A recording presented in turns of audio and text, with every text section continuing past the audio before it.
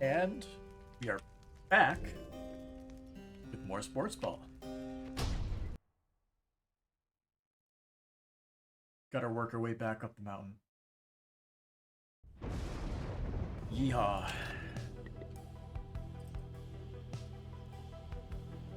But apparently we have to talk to people first. Hey, Tizo. Let's see. Tizo seems despondent following the confrontation with Orlek. Tizo is filled with mixed emotions at having seen Orlek again. Like Volfred, he thought for sure that Orlek had perished long ago. Tizo is angry that Orlek acted so unfriendly with everyone. Then the little imp looks at you with sadness in his eyes, but says no more. Skitters up into the rafters. Hey. Alrighty then. Guess you don't want to talk. Got a new page in the book. What's in the book? The Night Wings. The words of Harold the Swallow. What is a life without an adversary? If not for forces that conspire against the will, life would be devoid of its innateness, the desire to overcome. Thus, when we, the eight, at last each fashioned a triumvirate based on our own ideals, we realized a void still needed to be filled, as the night sky needs moonlight. We eight were united, our triumvirates shared our affection. They needed us to set them all against a common foe. Thus did we form the Night Wings, a triumvirate envisioned to exceed them all, both through means mortal and divine, and given undue favor in each turning of the cycle. They are the adversary we all face.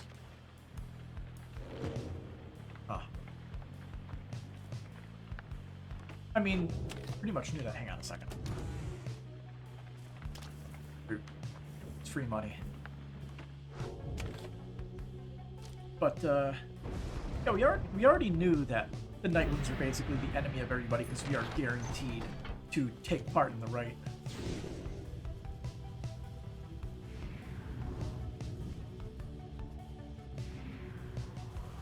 Anybody to crash into?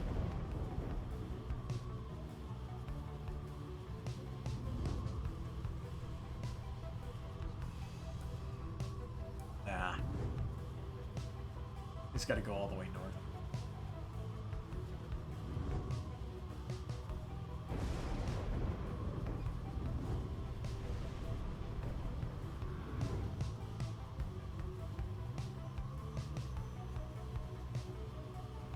We got a mountain to climb.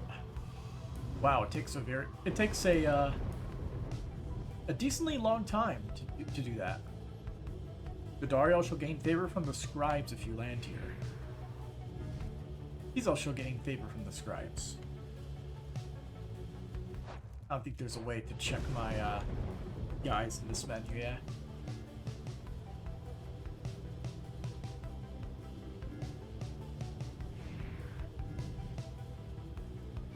Alright, Jodariel.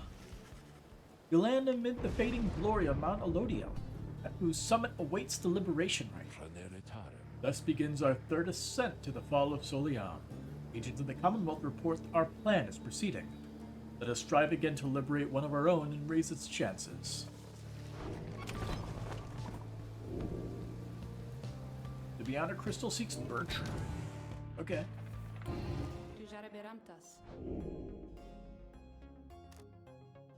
It's on your mind.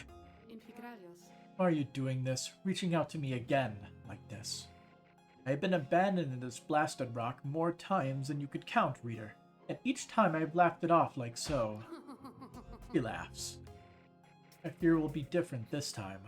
Before, I knew that someone else would come around and pick up where the previous idiot left off. Now, she scoffs, then falls silent for a time. Well, it seems there may not be a next time after this, if what I'm to understand about the stars out there is even a half-truth.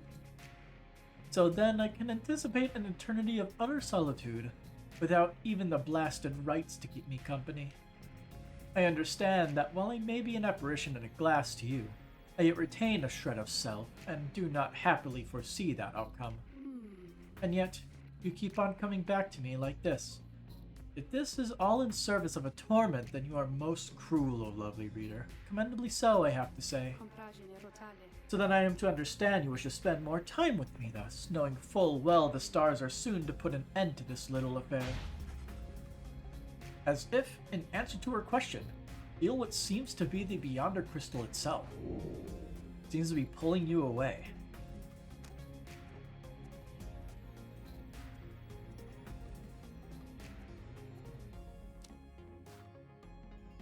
Stay with Sandra for a while longer. We're not losing another friend. Me and you are going to be stuck in this downside forever. After all, I can't go back up. I can read. You focus your mind and remain where you are there with Sandra, in the confines of the Beyonder Crystal, and remain there with her for some time. No words need to be exchanged between the two of you, and in the darkness there, for once she does not feel alone. Soon enough, however, she bids you to depart. You shall leave those idiots of yours listless if you remain here too long. Be gone already, and let me know if you have need of me. Alright. We do have a scribe trial to do. Not a problem, simply indicate who's to be my student for the time. She is the last one. And we shall proceed. Oh. What do we got? Equip the Downberry.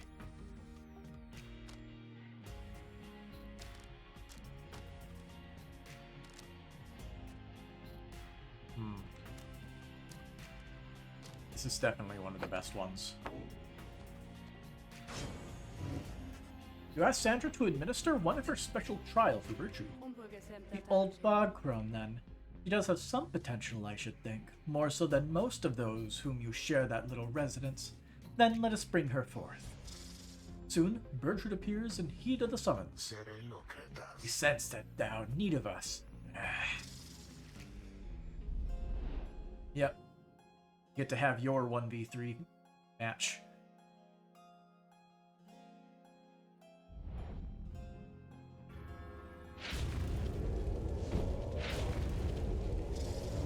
The apparition Sandra appears and unfastens her mask. Listen well, Crone, you answer to me here. Oh, very eloquent. May your vast experience exceed your knack for pleasant conversation. I trust you shall have little trouble here without the benefit of your more communicative friends. Now come. Oh, a bunch of little ones. Yeah. Well, looks like I'm going to be blasting everybody.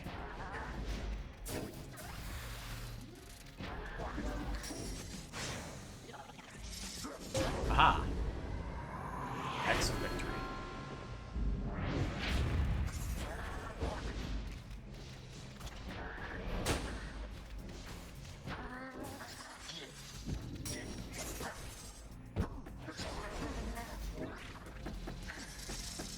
No, you don't.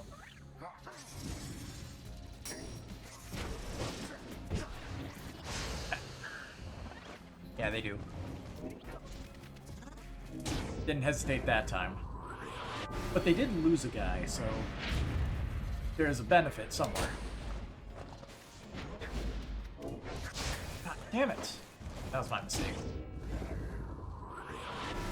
The AoE is so weird on it. Fuck me.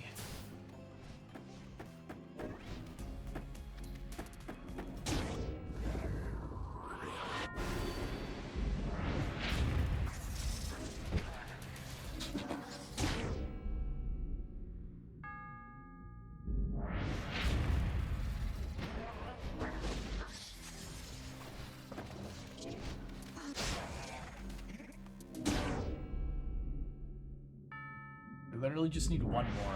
It's so annoying. Wow, okay.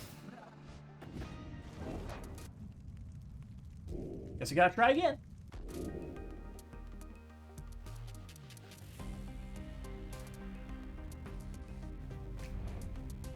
Now, what's the trick is the question. Because the map completely sucks.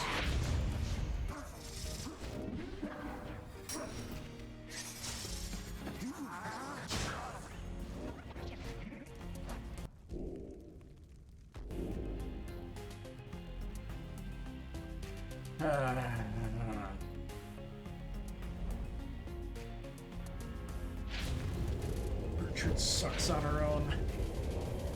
This map is not helping also.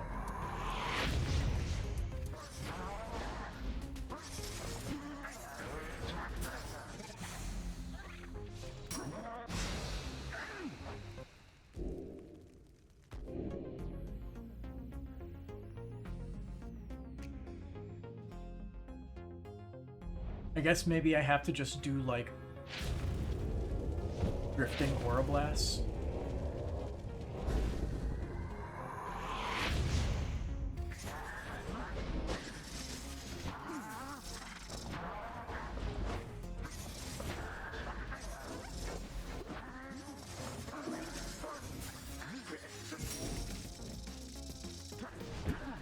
There we go. That's one.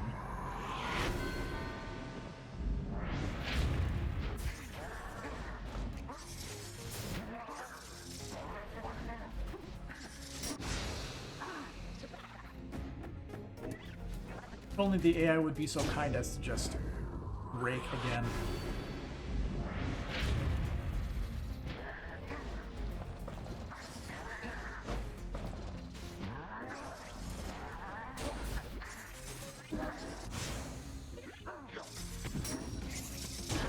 Okay.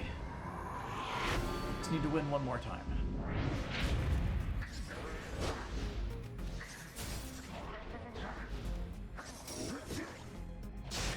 Oh. Jump into it. Yeah, there we go. 2v1.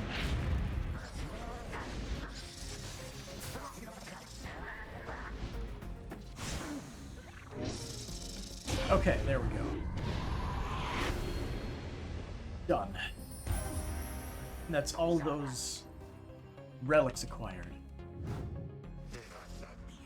Simpleton, deserving to be called a challenge.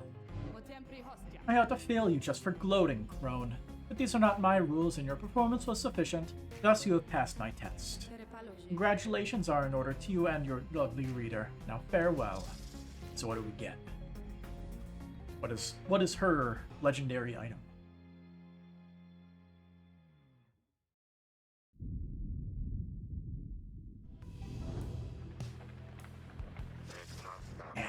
Good riddance, that mouthy wraith.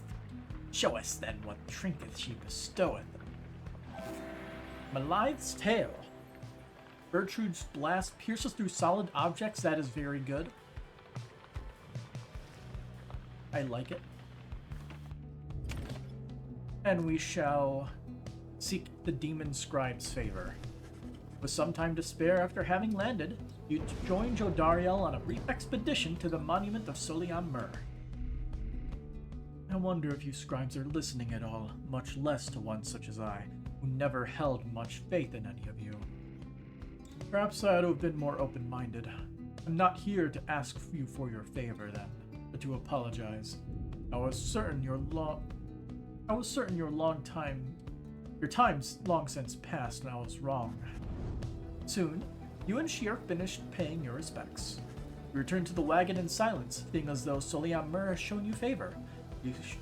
You shall soon begin your ascent, though there is time as yet to pursue your vocations. Jodariel got 2 hope for the next raid. What's going on here? Hey, Jodariel. You find Jodariel seemingly deep in thought. You consider whether to even bother her. Your presence is not unwelcome, reader. Remain a moment, please. She stares at you for some time.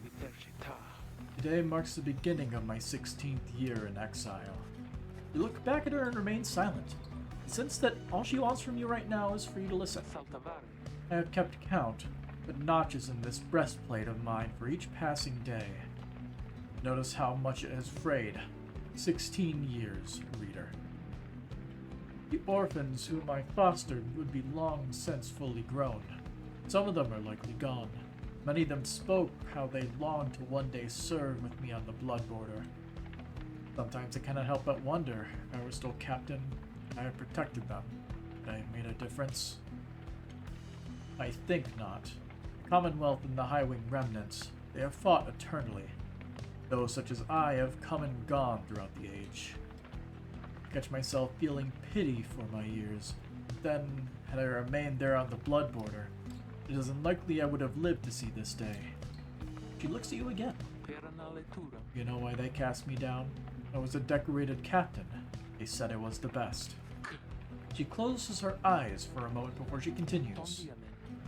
One day it was a standard patrol, but I ran across a pack of hard fledglings, fully armed and preparing for a strike, but all on their own. They were nothing for my regiment. I had snared them all and took them in. Considerable prize. They were not yet conditioned, could be made to talk. When the order came down that they were to be executed, I could not bring myself. The Commonwealth, priding itself on mercy, committing such acts through one such as me, was unconscionable. So I thought, then at least in my younger years, I let the damned birds go. Made no claims as to the contrary, and turned myself in. I was cast down the following week 16 years ago. Thus my enemies had the last laugh in that exchange. If I were faced with the same choice again today, I do not know for certain what I would have chosen, that I would have chosen just the same. Now then, I shall go mark this occasion as I've always done. Be well, reader. She heads out of the wagon alone. Roster bio updated. Jodariel. So, crime insubordination. Disobeyed a direct order to execute enemy combatants of the High Wing remnants. And alleged motive of insurrection. Records state she showed flagrant disrespect for the proper chain of command.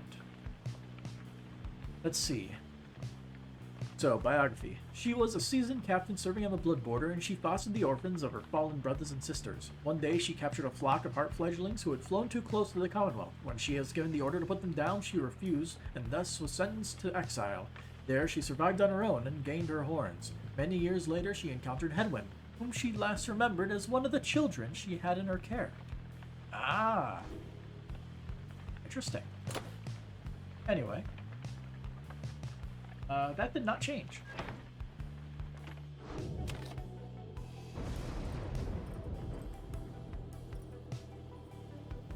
Forage for resources.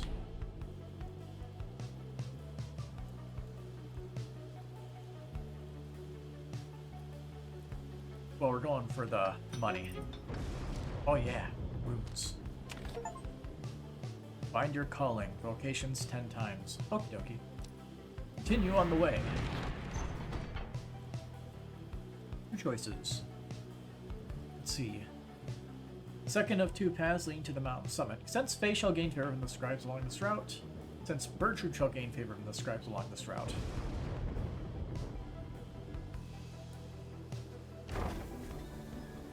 I'm not a fan of Bertrude's whole abilities. We'll see how she is. How she works with her legendary item. I feel like she'll be a lot better being able to pierce through all the border, all the impassable walls with her aura. Especially as it's a big AoE. While traversing the solemn beauty on the way to the summit, you pass a monument to Yomer Menimane, and Bertrude happens to take notice. We do not fear thee. We do not worship thee. We seek to understand thee. We accept thy power and thy gift. For through our actions we extend thy influence. Soon you and she are finished paying your respects. As you prepare to continue your ascent, you sense that Yomer Menimane has shown you favor. Bertrude gets +2 presence. Bigger aura. But it is time for another duel. You and your companions arrive at the Scribe's Gate before an archway carved of stone. Tally, reader. The minstrel leads you toward his counterpart, who seems unsurprised to see you all approach. The exiles of the Nightwings. And you again, Tarek. Greetings, Celeste. I, you have returned. The stars shine darkly these past nights. Nothing more than a portent of your arrival, is it? Likely nothing more. Now, they are ready for you. Then come forth, each of you, in turn. Please state your name and what is you seek while crossing Scribe's Gate. Wait, you. She points to Bertrude. You are new amongst this group. You shall go first. Please do as she asks, Bertrude, madame. We are known throughout the downside as Big Bertrude. We follow Sandalwood, for we are fond of him. He led us into exile, and he shall lead us out. Gate Guardian acknowledges her and motions for the rest of you to proceed. Everyone does so as before, including you, as you have all once you have all declared yourselves, she regards you all for another moment and beckons toward the mountain's top. Gate Scribes bid the Night Winds welcome. Go forth with glory. Thank you, Celeste. Until the summit, Tart.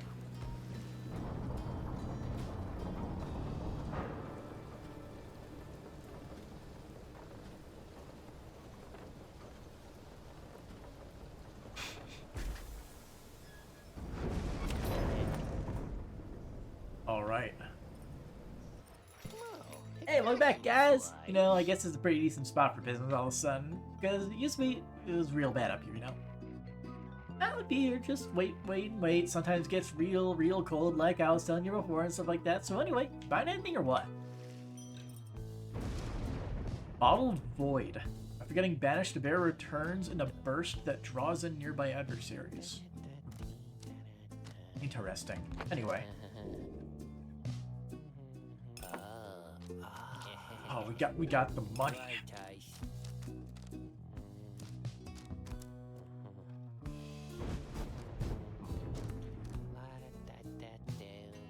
Let's see. After bear banishes an adversary by orcasting, orbers may occur.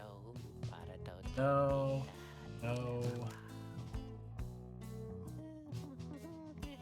Maybe, but it's really expensive. No.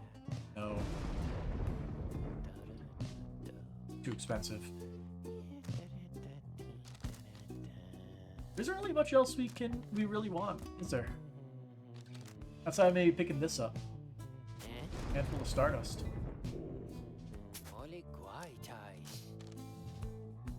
It's got two of them. Upgrade. This one, that's already maxed out, so we can't upgrade that one.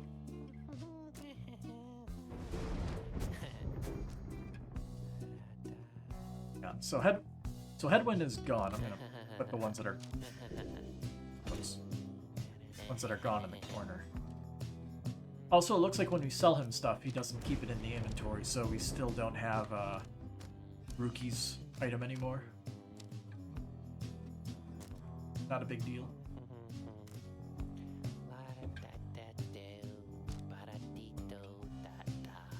I will say, if we can get, like, let's see, I think we're fighting Pamitha's sister. I can't remember what her name is. If we can get Pamitha to ascend, that'll be very poetic.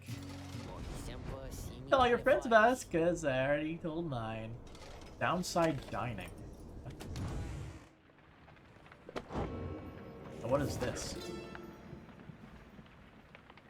How to sustain oneself with food and drink in a place such as this? The less said of it, the better. Do not complain. Observe.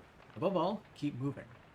Sources of sustenance avail themselves to those with keener sense. In warmer climates, search the ground at break of day for subterraneans. In colder places, dig for them. Give them purpose. Drinking pools are rare, but moisture in abundance outside of the sandfolds. Some is poisonous. Take only what you need. The downside limits any opportunities for excess, but it provides enough amenities to meet the needs of life. One who withstands it cannot help but feel a sense of gratitude. Okie dokie then. Not very important. But yeah, here at the summit of Mount Elodiel, one among you may finally go free if you prevail. Again, you have reached the fall of Soliam, where one among you can go free provided you prevail against the essence and liberation rite. Yep, the hearts. Reader, we would ask a moment of your time. We have to talk. As darkness falls, the minstrel and Volfred pull you aside. We have some news that is, depending on how you look at it, potentially unfortunate. The lone minstrel directs your attention toward the dark night sky. The stars are fading. It is true. With the advent of the Titan stars, visibly fewer stars seem to be shining fewer stars seem to be shining than once you saw in the sky above. Yes, the stars themselves are vanishing. Why, I do not yet understand, but what it indicates is this. The rites are drawing to an inexorable end. The light of the stars. Without it, the rites would be unable to commence. Anyway, that's the bad news. The good news is there are lots of stars to go. How many liberation rites remain, I do not know as yet. The arithmetic is complicated. An estimation of the number of stars, the rate at which they fade, the accelerating rate at which we're being summoned here. Anyway, I'll work it out as soon as possible. For now, I felt that you should be aware. We can inform the others in due time. At the moment, though, they have this right to think about, and so do you. Look forth. Stars above begin to shine. Rolfin's words begin to sink in. It seems you have a limited number of chances remaining to liberate your companions, including this one now. I guess the final one we're going to be fighting Orlek again, right?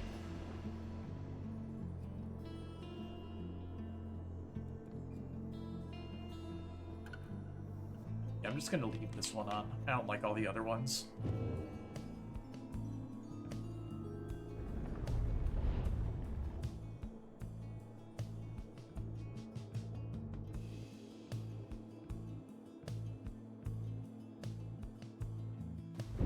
Congratulations, reader. It would appear the rites are drawing to a close. Yeah, look at what we've done. Doubtless the doing of that Orlek in all his bitter spite. Oh, Orlek? For now, sure. Your exiles have another chance at freedom here upon the fall of Solium. So too Solium. do your adversaries, the Essence. They fought so very bravely for this moment. Whichever side prevails soon shall send one of its own into the warm embrace of civilization. The pyres burn, and each of the triumphants is present and prepared.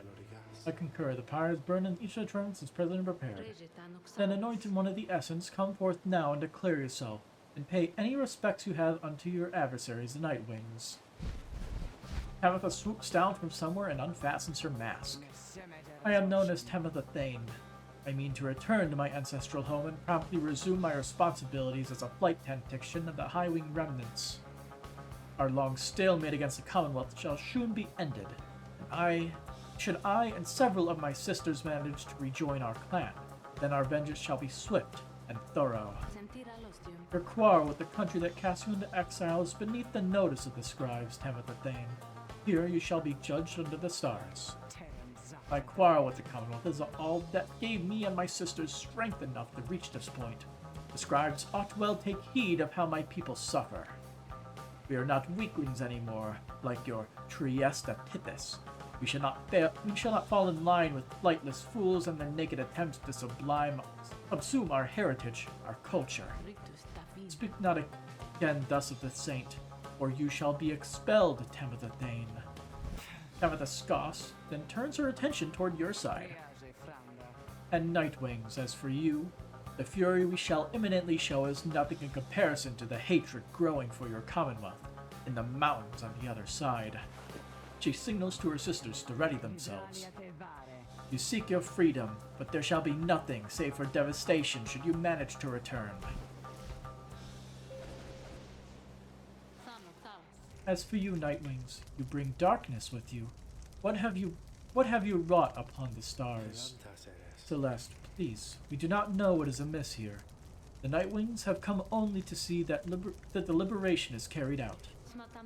Indeed. Then make your choice, Nightwings. Who among you is to be anointed here? Who can we choose? Who shall return to glory?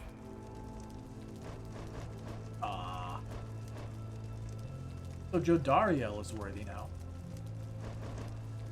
Kind of want to throw Sir Gilman up into the hurt the enemies.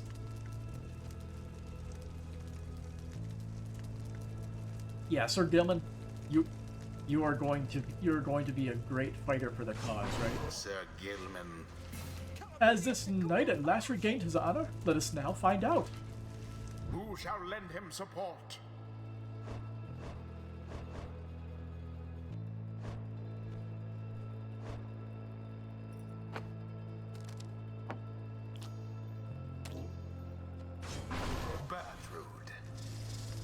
We shall lend our support to that one then. We're gonna have Jodariel stick with us.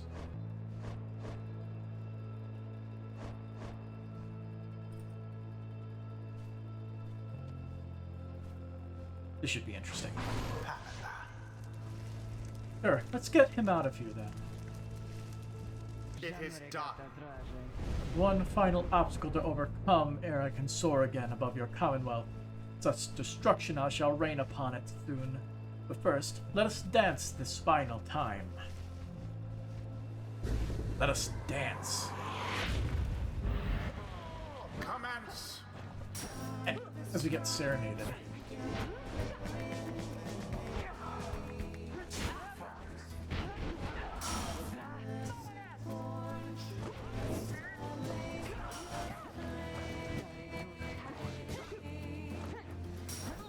Oh.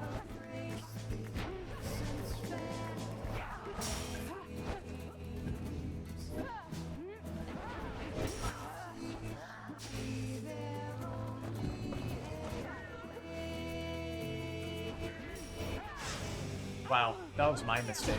I fucked that up hard. But now they have one less. As the liberation rite continues, he sends Panther reaching out to you, or perhaps just reaching out to anyone at all. Reader, someone, please, let her prevail, let her prevail. Please, let her prevail here, this once. This thought makes me a traitor, so be it. Please, let Tamitha prevail, for she is here, wrapped up in all this because of me. The bleed trails off, and Tamitha remains steadfast, while all attention focused on the liberation rite. And as for Tamitha, prepare yourselves, Nightwings.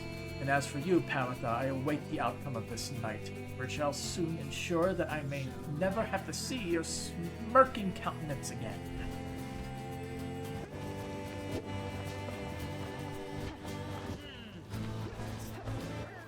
Aha! Well, we got a lot to go, don't we?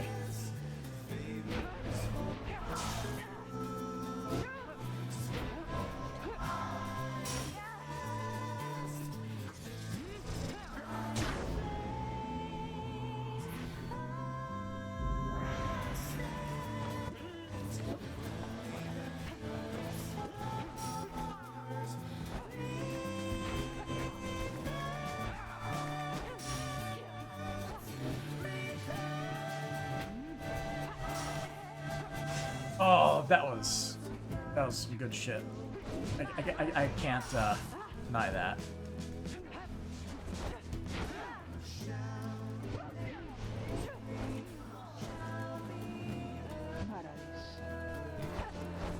Oh, that was stupid.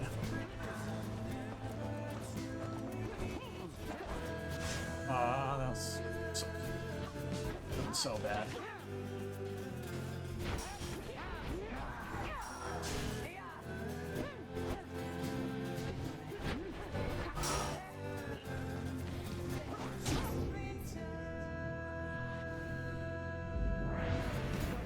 Hark now, my sisters. Damn what the book says. Advance to strike formation, prevail here against these wretches, no matter the cost. In disregard for the way of the rights, Tamitha Thane has ordered her triumvirate to push further afield, adopting an even more aggressive stance for the remainder of this rite. Oh. Cheaters.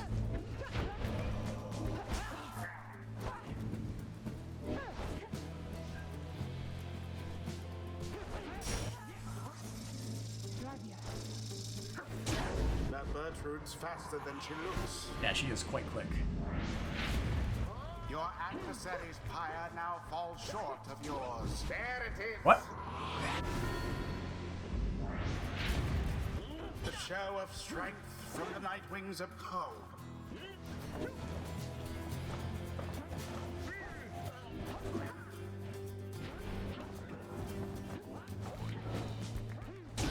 Alas. That was really weird. I keep forgetting that Sir Gilman's throw is absolute hot garbage. Gilman caught out. Oh.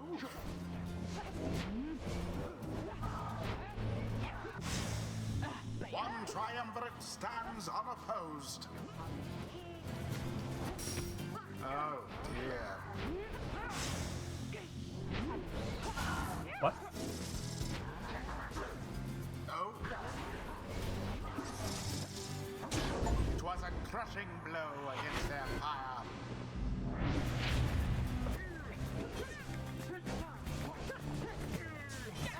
How very fortunate.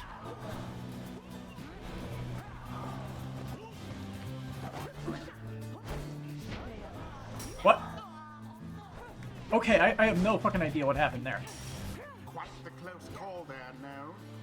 That was quite dumb. Splendid. One more. Your pyre burns brighter for the while.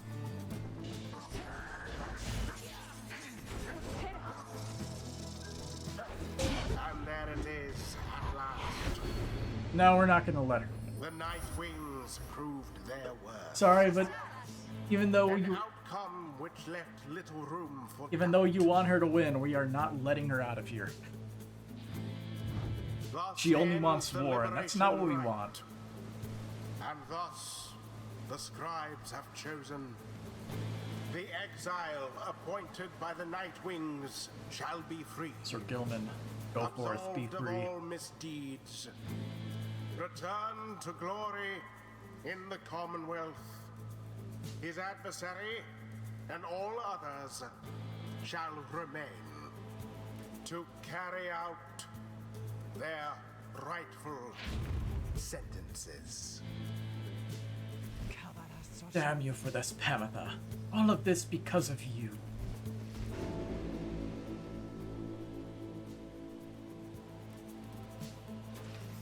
Sir Gilman stares at nothing in particular. He says he is still taking in what has transpired and what it means for him. He is a once proud knight. He's regained his freedom and deliberation right, but yeah. So then, this knight, he is to be free? He is to be free? Nay, but that would mean, why, that would mean his honor is restored. One cannot go back into the Commonwealth by any other means. This knight's exile was self-wrought, his disgrace profound, that he has atoned under the eye of the Underking and those of all of his noble comrades. He begins to grow very emotional. Then, this knight loves you all. He loves you all, and that you would strive for him and let him join your noble quest. This knight does not feel as though he is deserving of this outcome, yet. The result appears inarguable. Even now, this knight is drawn into the Shimmer Pool. Our time grows brief. Therefore, know this, beloved friends. This knight shall ever strive on your behalf there in the Commonwealth. Though his honor may have been restored, his true journey only now begins. And so, good friends of the Nightwings, this knight must now bid you farewell. However, the bonds we formed together shan't be broken by mere distance. Nay, strive on, good friends, strive on! You can still hear Sir Gilman as he vanishes into the Shimmer Pool. If this lowly knight could have achieved such glory, surely you can you all. For now, farewell, farewell! Sir Gilman earned back his freedom, set to return to the Commonwealth and leave the downside forever, and may he return in glory. Godspeed, Sir Gilman. The 8 scribes are ever merciful.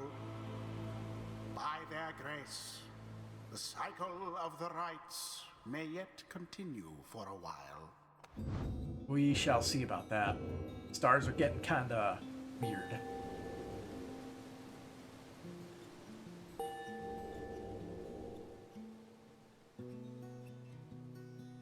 Until the turning of the stars, Well, Pamitha, farewell. truly did you get the best of me again. Know that your actions put our sisters on the other side in even greater peril. Not that you care, of course. Yet I am certain that they shall someday prevail with or without my aid. To think that I was born to share blood of someone such as you.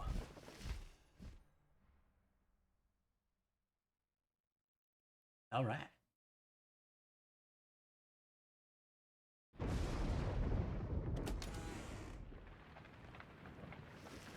You prevailed in the liberation right against the Essence. Already does the Black Wagon feel quieter than usual without Sir Gilman, who returned to the Commonwealth. You overhear some of your companions reflecting on this. He has passed from this place, along with all its eccentricities. Oh, cheer up already, Bertrude. You wonder who, if anyone among you, shall be the next to go. Then Wolfred asks the group to gather. He sends you know what news he is about to share.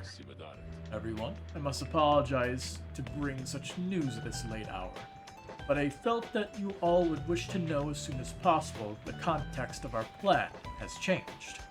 50%. Oh boy. He looks about everyone before revealing to them what the stars have revealed to you both.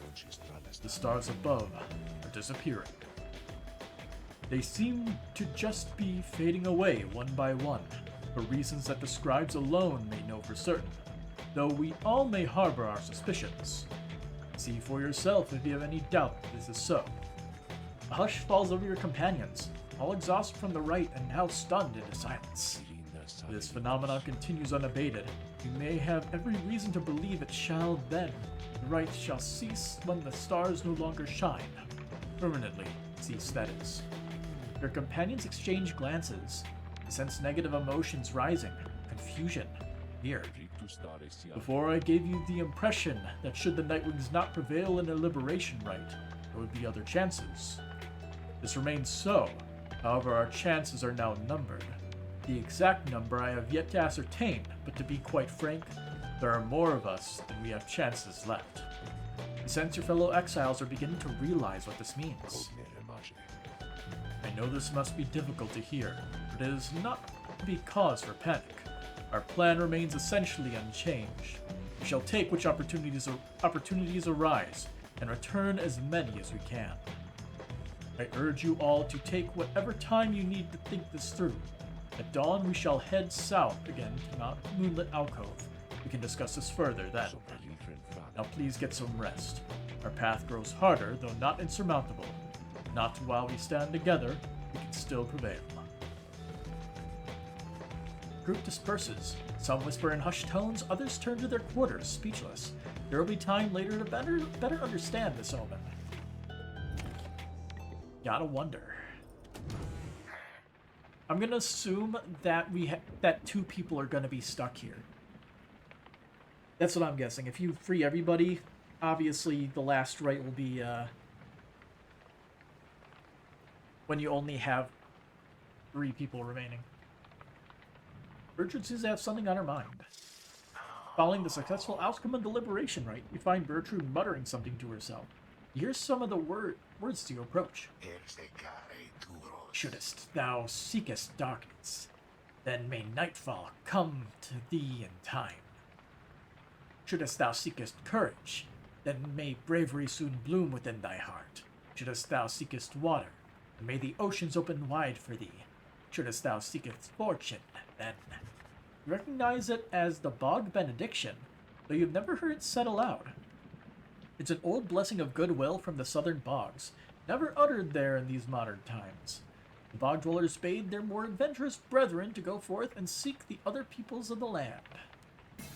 Then Bertrude sees you there and cuts short to chant. Hear thee to explain thy presence, reading one. We were amidst an invocation, which must now begin anew.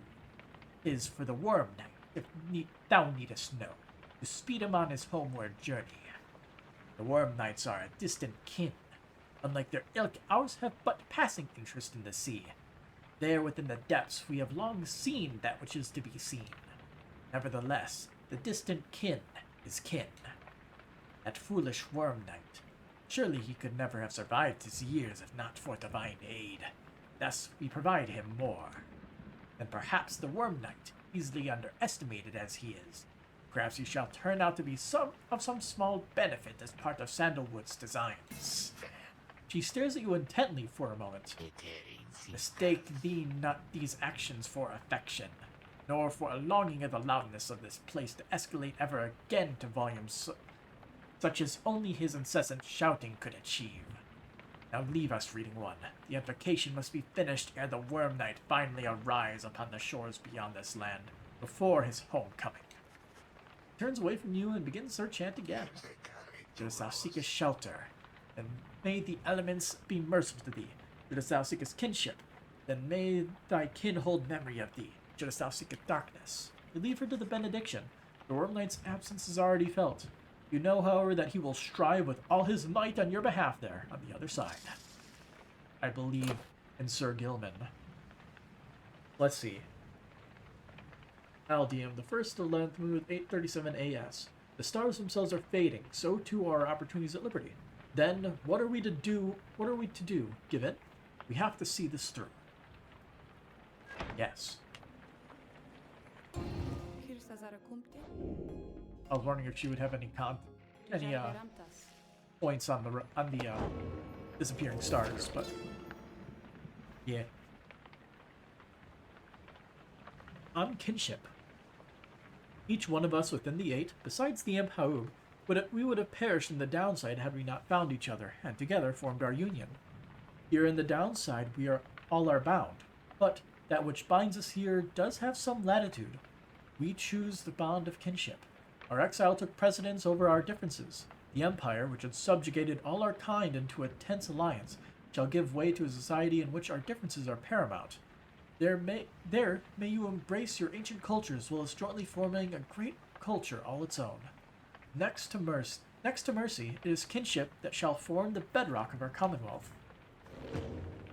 Mercy, you say? I don't think that the corrupt government there believes in that anymore. Anyway, we continue our journey. Good morning, everyone. We are at the mercy of the stars, and none can say how soon they shall shine for us again. Let us recover for a while at Moonlight Alcove and decide how to proceed. Down we go.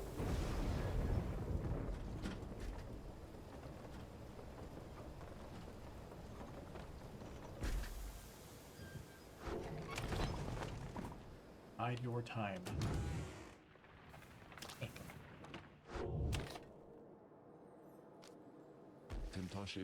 Let's make ourselves comfortable as possible here for the time, Nightwings. The rites ought to commence again before we know it. Until then, be well. Then Sandalwood disappears. Thus, you and your companions remain on the mountaintop, waiting for the stars to shine again. The cycle of the rites is ending. The news that Volfred and the lone minstrel adhered to now threatens to disrupt the group's resolve. Who most deserves their freedom? Can there be any hope for your revolutionary plan to change the Commonwealth if too few exiles manage to return? These questions hang like a fog over you and your companions as you linger there on Mount Elodia. For now, the exiles and the Nightwings vow to stick together for as many opportunities as they shall have. Many moons pass. One cold evening, it's chilly. Volfred finds you off on your own. Well, my boy, it's time once more. Come see. Volfred indicates the sky, and through the snow, you see that he is right. Soon all of your companions gathered. Volfred regards the group in a steady manner. As you know, I have refrained from participating in the rites myself. This was a long-held choice of mine for a variety of reasons. Chief among those reasons is that so I might direct our plan, free from unwanted attention, both from our adversaries here and those who would oppose us in the Commonwealth. Another reason is, my past experience conducting the rites, it did not end on good terms. For my time, the Nightwings comprised 3 exiles, Brighton, Orisa, and Orlek. Brighton, former exile of the Nightwings who conducted rites alongside Orlek and Orisa. Huh. So she looks very slightly familiar. Little Tizo was among them as well, still learning in their ways. After Brighton regained his freedom in the liberation rites, the Nightwings took me in. A story for another time, but for one thing, I had capacity to read the ancient book. Anyway, when next we earned our way into the Liberation Rite, Orlek was anointed for return.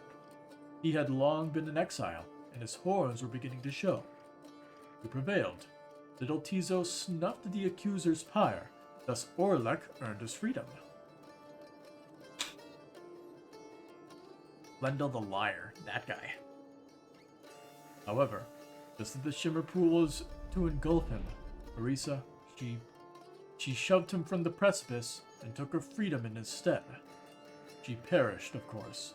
Only the anointed can transcend the Shimmer Pool, but she thought the warnings were a myth and paid the price. She was always restless. I presumed Orlek perished too. Survive a fall from Mount Lodiel, I was left alone. Subsequently, I made no attempts to reassemble the Nightwings, knowing that such treachery, such harm was even possible as part of this ordeal. I frankly still do not hold Orisa entirely at fault for what had transpired. I hold instead the Commonwealth responsible for it put us in this desperate situation. And I resist the urge to think the rights may partly be to blame, as well for pitting brother against brother, sister against sister. Wolfred breathes a deep sigh. And now I see that Orlek lives, at a time when our plan is already in motion. And even the stars are fading. Perhaps a signal that the scribes themselves know the Nightwings are divided, and that they do not approve. But I choose to take it as a sign that we must act. The scribes have put us in a set of circumstances where each one of us may rise to the occasion. The Nightwings on our plan need all the help they can get, and so I have made a decision and wish to announce here to you all. In the name of the Nightwings, and reader, by your leave, I would conduct the rites again. Long have my skills languished in the matter, I admit, although I trust I shall regain them soon enough. While I once vowed never to conduct the rites again, our present situation calls for all our resources to be brought to bear. So if I may be of use during the rites to come, I shall avail myself. That is all. Now then, our reader shall determine where we are headed come first light. Wolfred bows his head to everyone, while the others exchange looks, then one by one salute him in turn. Wolfred stands ready to conduct the rites again. Welcome him back to the ranks. Find an exile for each of the different maps. Nice. Once more do several stars shine bright in the night sky, revealing several paths for you to pursue towards salvation. The stars themselves await the will of the Nightwings. Are there actually less stars in this menu, or... Alright, we got 3 choices. Read. Finium of the 11th of 12th moon. Reader, my boy, as I shall now conduct the rites with the others, I implore you, please take over for me here. Scribes be with you. V.S. Oh. Okay.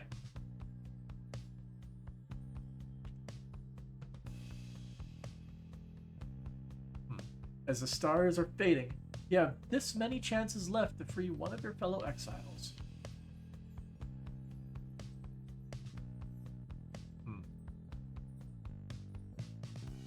I wonder how exactly he plays.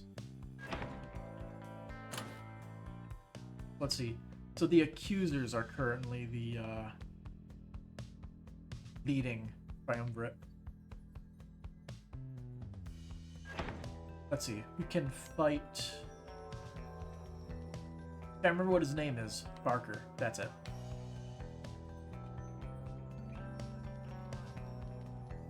Withdrawn. Or Harub. Or Dalbert.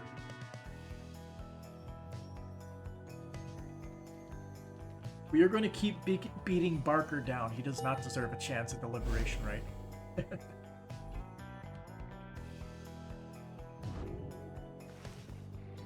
Very well then, reader. Once more shall you face Barker and the dissidents when next the stars align. We may yet set course for the Isle of Kalimler at dawn. For now, please get some rest in the remaining dark of night.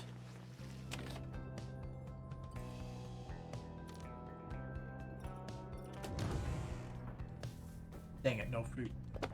You have a new book chapter. What? Cover to cover, unlock every chapter in the Book of Rites. Afterward, a list of terms which you may wish to know. As an exile of the downside, as a reader of this book, and as conductor of the rites, you are engaged now in a cycle which has lasted since the dawn of this age. Here within this part of the book is offered summary of all key figures, locales, terms, and astral phenomena you shall encounter, either first-hand or in passing, on your path. Know the history of the downside, and the rites is to prepare yourself to walk the path toward enlightenment, and then to liberty itself. Should you be free again, remember, reveal not the rites themselves, nor the existence of this book.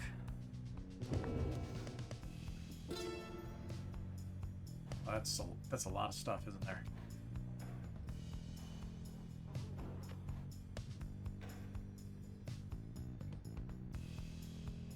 Can I scroll it down? Nope. So we can only read this part, but they have all of this here as well. Alright, let's see. Adversary. Opposing band of exile you stand against during the rite. Aura. One solitary open the rites, one restricting manifest, banishment, sense of a fleeting sense of nothingness induced by contact with opposing aura. Book. This very tome or any of the precious copies we crafted. Casting. Art of predicting one's aura towards the adversary. Enlightenment.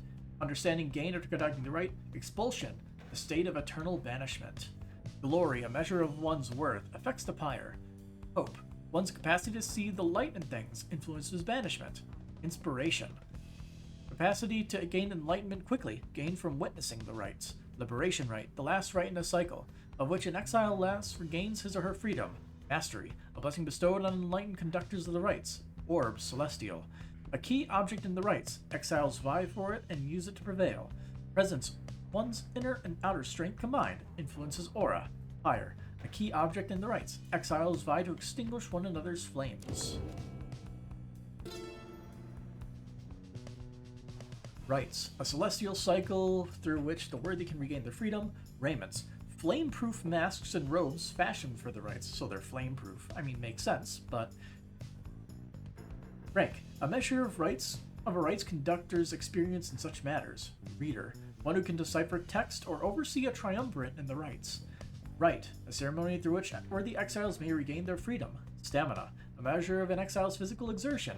It gradually recovers. Sigil, a symbol representing each triumvirate, set where the pyre shall burn. Talisman, a trinket bestowing mystic power unto those who believe it can do so.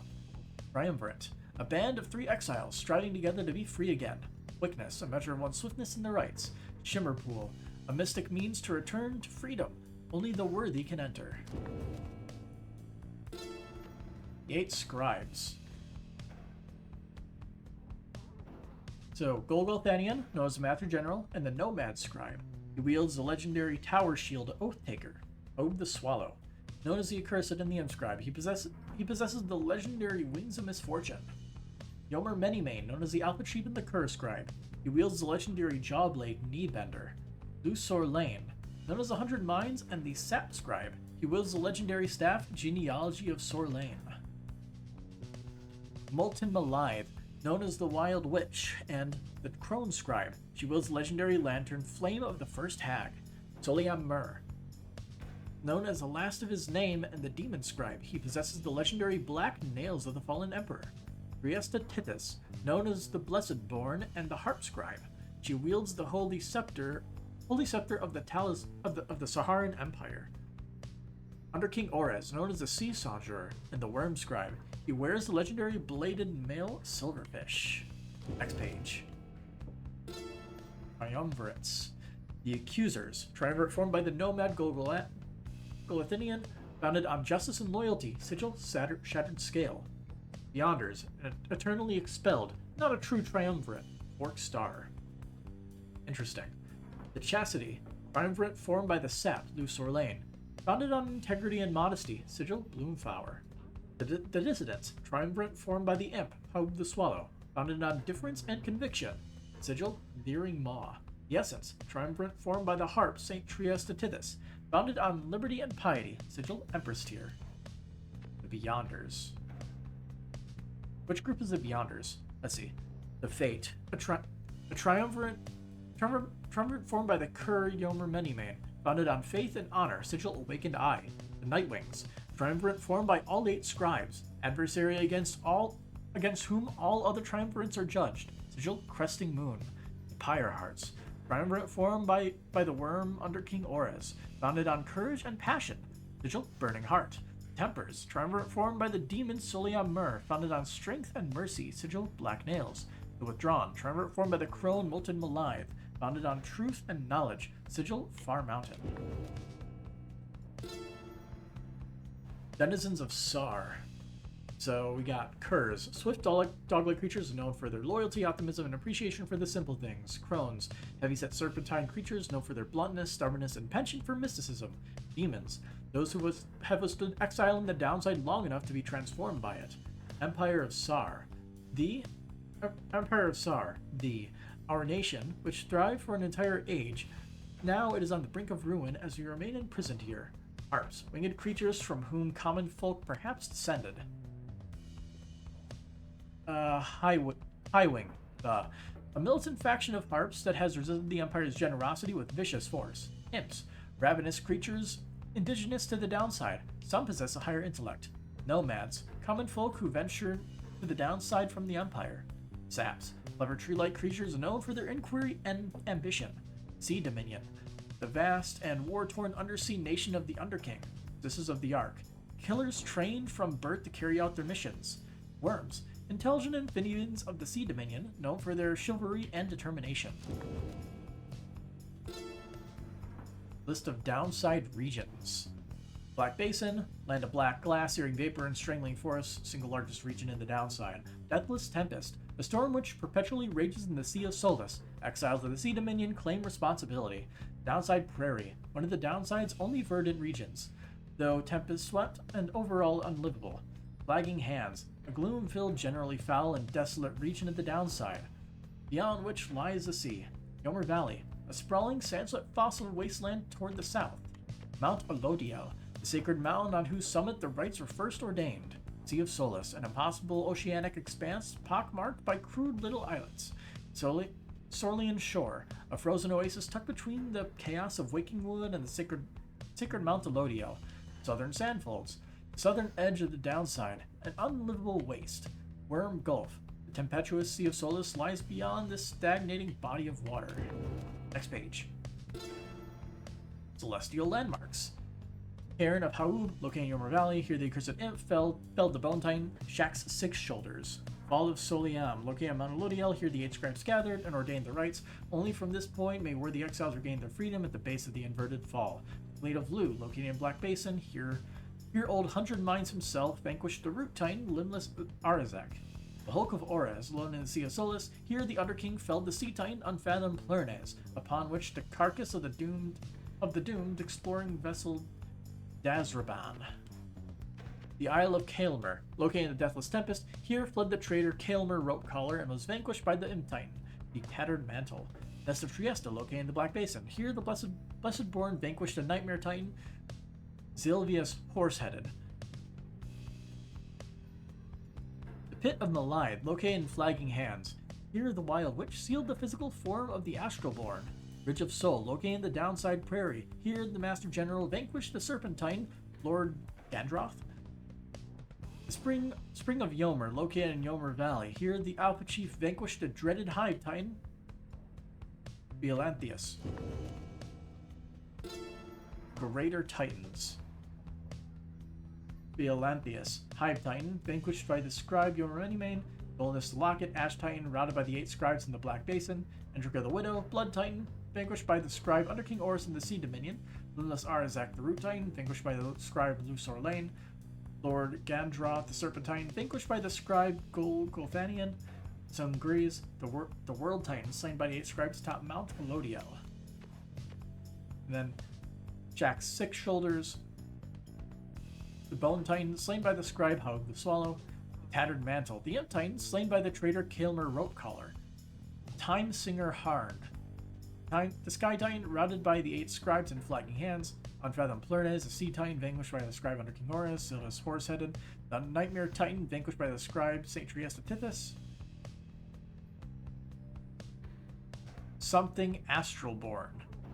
It's censored. The Star Titan, sealed away by the scribe molten alive. Oh, it's slash. Yeah. You can't say her name or whatever because it gives her power or something.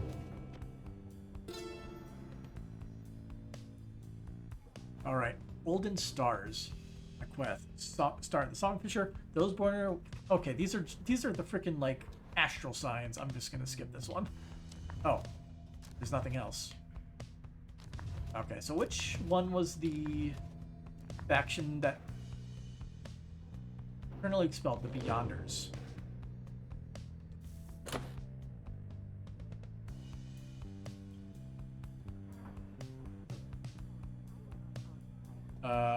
Okay. So the Beyonders don't exist. Noted. Wait a second, I saw a sparkly.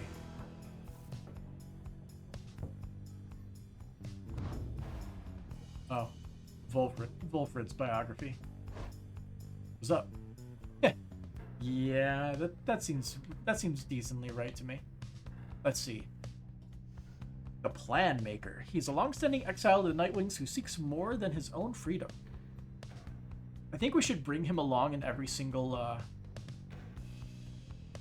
right. Considering he has infinite inspiration. Or, yeah, infinite inspiration. So let's see. So, Sprout. During the rites, hold B to cast an exile's aura, so spawns a sapling in a nearby location which has its own aura.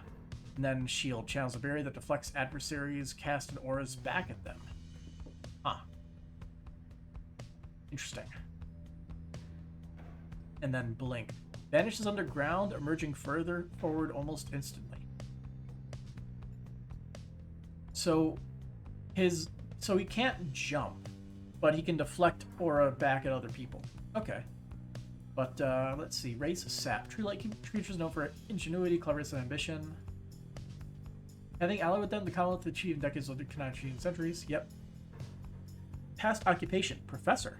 He was taught enough history to know that what he was forced to teach was not the whole truth. Professors of the Commonwealth were sworn to administering only the approved doctrine. After sign Cassius, doesn't matter. Convicted for publishing. He owned and operated a stamping press, using it to spread anti-Commonwealth propaganda. And alleged motive insurrection. Sought to undermine trust in the Commonwealth's doctrine and tradition. And then a biography. By day, he was an unassuming history professor. By night, he operated a small but illegal stamping press of his own design, for which he used to disseminate provocative ideas concerning how truly peaceful Commonwealth might look. How a truly peaceful Commonwealth might look. When his underground press was at last discovered, it was publicly destroyed. Eventually, he too was found and cast down. In the downside, he was taken in by the Nightwings, who sought someone with his experience. Since then, he hatched a long-term plan to recruit like-minded individuals who might stand together to usher in a new age for the Commonwealth. Question. So like she's a demon. I'm assuming at one point she was a nomad or whatever.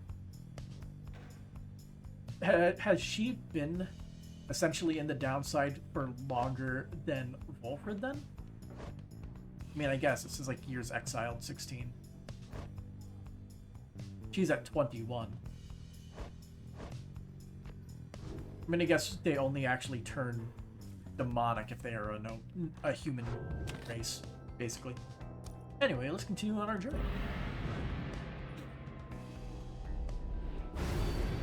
What is happening? I hate to thusly contact you, O reader. What are you doing? Yet an awful rumor reached me recently. Oh boy. That you have within your retinue a traitor. Explain. To the Nightwings and the Commonwealth alike. Explain.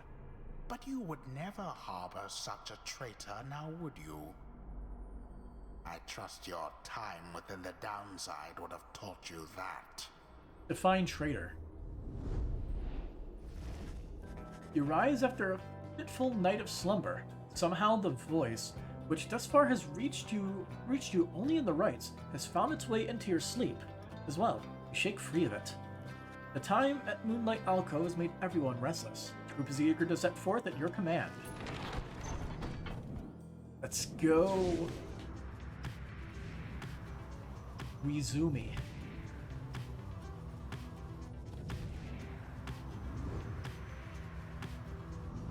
Oh look. As the wagon soars across the skies above Wakingwood, you notice Wolford appears lost in thought. You cannot sense straight away what he is thinking. Do not mind me, reader. It is simply that being here in this vicinity brings back a lot of memories and gives me much to ponder. I hid within those woods for many, many years, making preparations for our plan. I cast aside my raiment and became untraceable. There I waited for the plan to germinate, so it means a lot now to be here above that place at least. Quite the view, wouldn't you say, my boy? Yeah, keep it quiet. Again we returned to the Isle of Kaelmer, hidden in this storm. I met very few who know of it all, much less have walked upon its stones and sands. The disconcerting tales of the demise of Kaelmer Ropecollar, who met his end there on that isle, the imps that swarm and breed across the place, they seem not to mind. Having paid witness to the rites firsthand, they have become rather obsessed with it. They sometimes wonder if it is more difficult to conduct the rites with such a boisterous audience. May the distance find their way shortly so that the imps may have the contest they desire. Yeah, they are a fan of that. Fan of our dueling. They find something of value versus... Powerful talisman? Yeah, the talisman.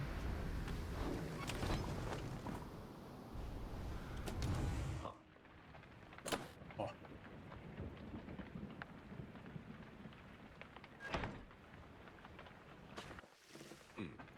There. Wilfred appears to have finished sealing some sort of document. He smiles as he approaches you. Hello, my boy. Was just on my way to make a drop. Report a bit of progress on our supporters on the other side, which you'd like to know. It is not clear to you as yet exactly how Wolfred's able to communicate with agents in the Commonwealth. We have our ways of making certain that such... Hang on.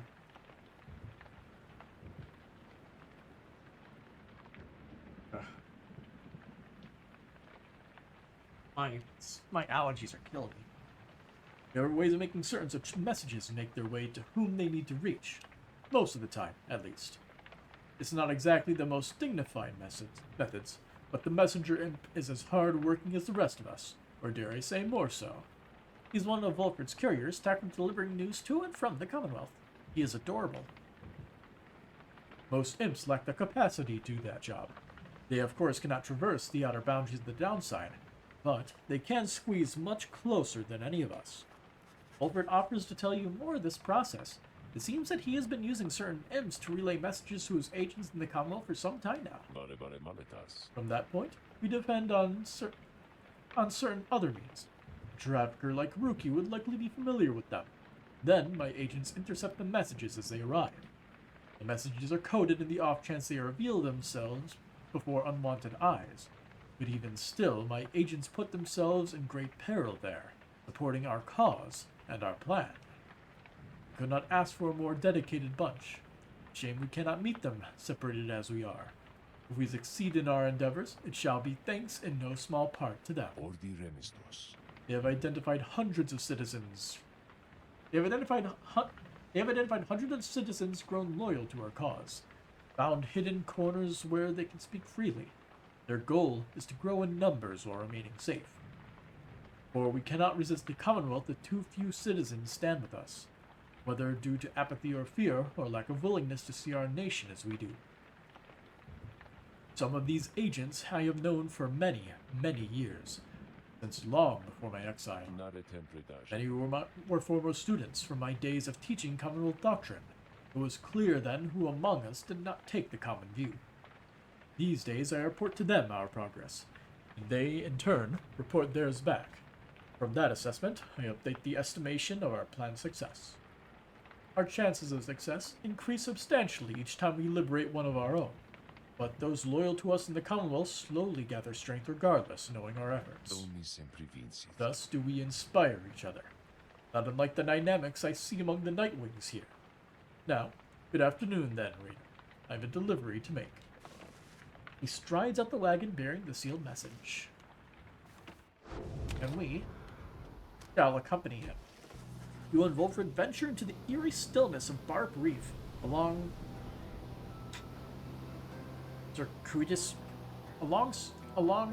circuitous path that takes you far enough away from the Black Wagon. Barbed Reef, an old exposed reef off the coast of the Isle of Kaelmer. Used to go by Barbara, but decided Barb sounded much less formal. Okay. For once they put a joke in these. My agent suggests that what we seek is somewhere very close, my boy. Perhaps you can already sense its presence. And, after a careful search, you procure an artifact, either discarded by one witless to its power, or left there for the sake of someone such as you.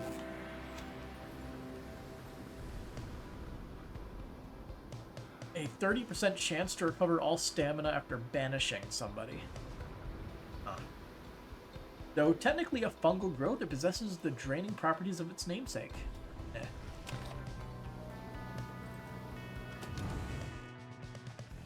What if we upgrade it?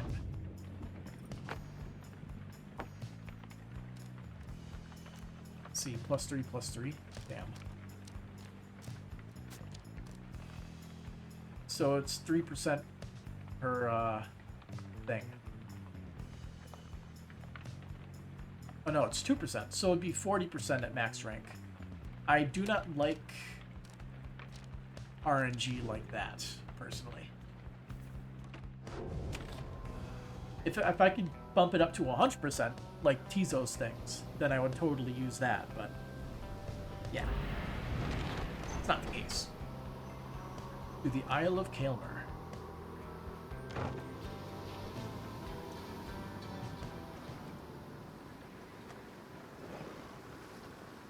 What's happening? Oh, it's the messenger, isn't it? The wagon comes to a sudden stop after a near miss of someone or something that got right in its path. At first you see no sign of whomever or whatever it is. Then...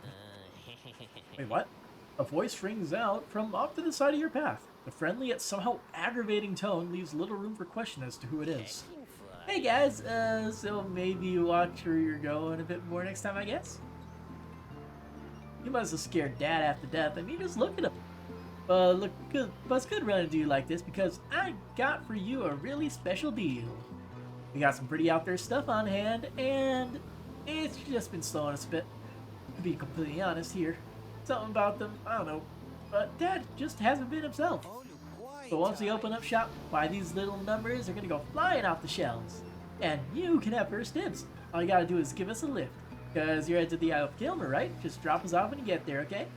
The Black Wagon does not provide for you the most spacious accommodations, but it may have room enough for Falk and Ron, barely, at least for the short remainder of your trip. On the other hand, you sense a troubling energy from whatever strange artifacts he's transporting right now. You wonder whether you should get involved. Falk and Ron, get the fuck in here. Though your fellow exiles exchange cautious looks, you invite Falk and Ron to come aboard. Get on here, you crazy little goblinoid. Oh, great. Thanks, guys. I'll just squeeze right in then, just... He does not. Dad, come on, put your back to it already. Eventually, Falk and Ron manages to get on board as you prepare to set forth again. Falk and Ron join you. Welcome him aboard.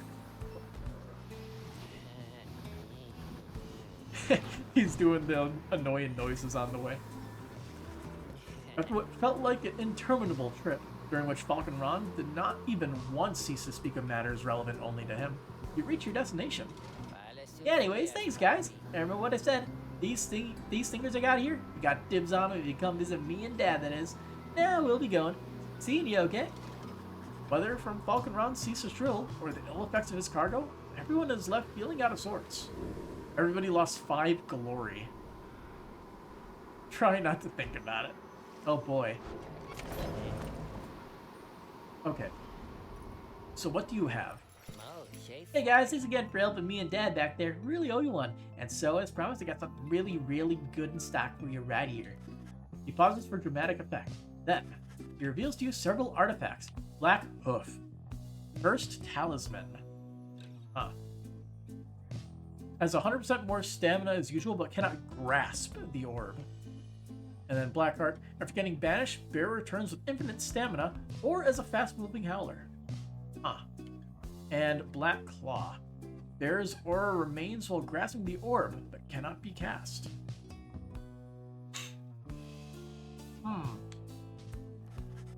They emanate with energy that cannot possibly be completely healthy.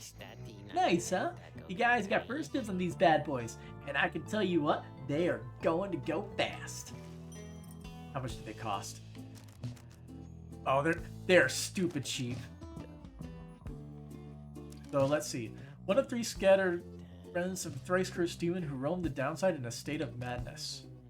Alright, let's get the hand. Great, you guys knew you were discerning customers. Let you enjoy that one, okay? And remember, still get the others too. And if you can buy them, if you want. Though these ones are really popular, so no refunds on these guys, you understand? But they're real good, so there's no chance you're gonna want to pawn them off. Get the heart of Vecna and the hoof of Vecna. Oops. Hell yeah. What's the worst thing that could happen?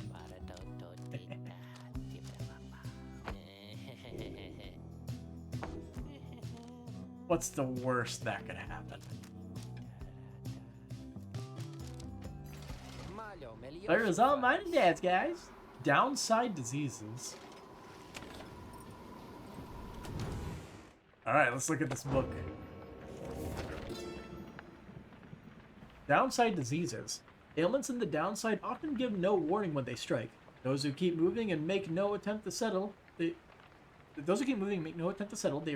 reduce their risks. What? The afflictions come in multiple varieties. In the bogs of flagging hands, a parlor tends to sink into the skin and then into the mind. The nauseating sea of solace north of there is difficult for some to tolerate. For very hot or very cold environs bring their own specific side effects. My coat is not as lustrous now. My fangs are long.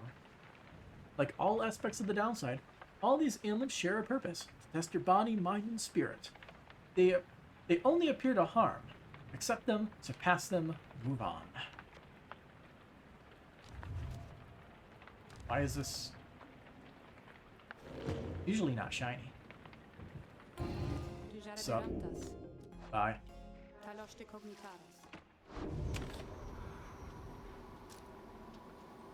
Commence the rite. You stand before the bizarre outcroppings of the Isle of Kilmer. The sky darkens, and in the distance, you hear the sound of gibbering creatures growing louder. The sound of it is unnerving enough that your fellow exiles remain quiet, eyes affixed to the stars above.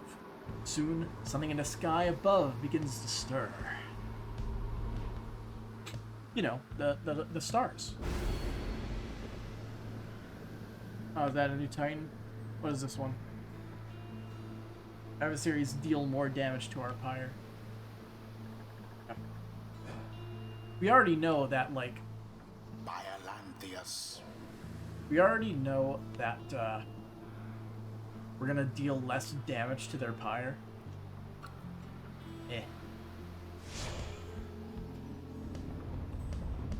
We don't need the extra hassle.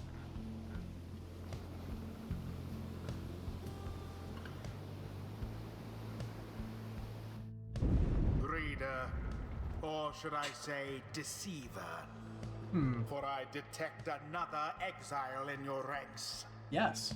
The exile Wolfred Sandalwood himself, that cursed sap. I ought to have known he was behind all this. He has no love for our sacred tradition. He is normal. Yet you would heed his poisoned words over mine own? I thought that we were friends. Then fine. Let us return to a more formal distance. I never really thought of us as friends. You've always just been the master of ceremonies for this rite. Oh, so it's you again, is it? Get ready for some payback for last time. The adversaries are prepared, reader. Who shall conduct the rites on your behalf? I just noticed that the field is very, like... It's like a mix between an American football field and a basketball court. Reader, my boy, let us confer a moment here.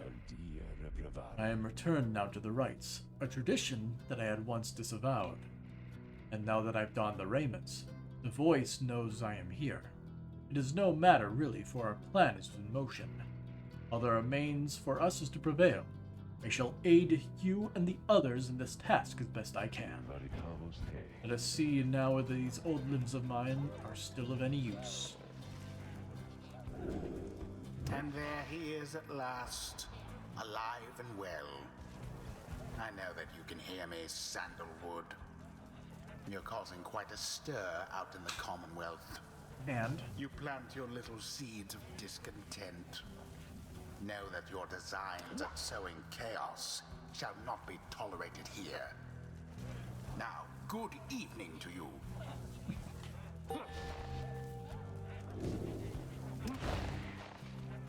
That is a very fast dash. Literally instant.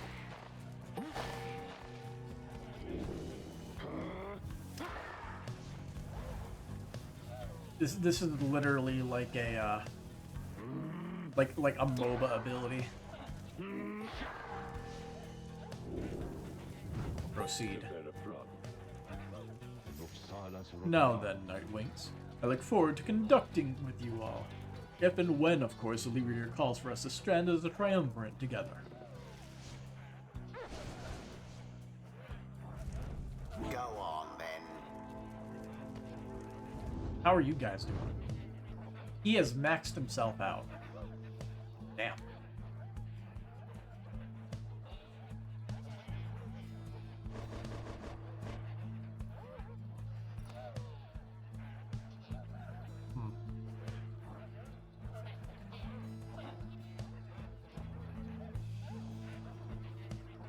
Have we seen these before? Oh yeah, we already saw this. He peed on a statue. Eh.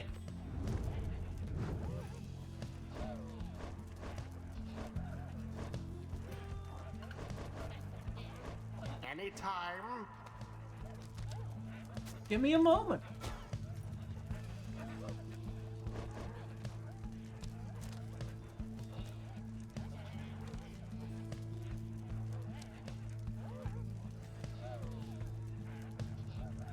Cannot be used by worms, harps, or crones. Interesting. I guess it's... Well, I can understand the worms and harps. The crones, though... I'm curious what will happen. Joe Dariel.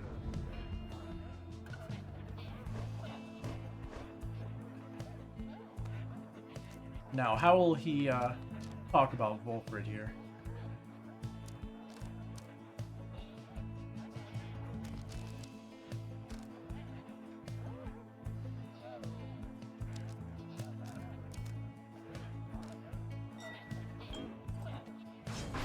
Wolfred.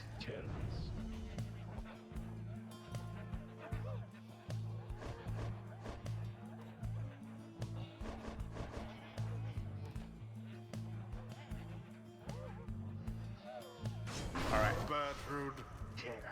It is done. Now, these are some big auras. Prepare yourself, everyone. Finish it before another go. Let's have it, mates. Tear them to shreds.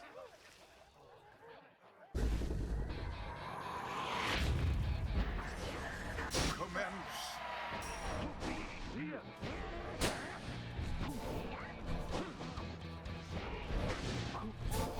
Barker's on time out.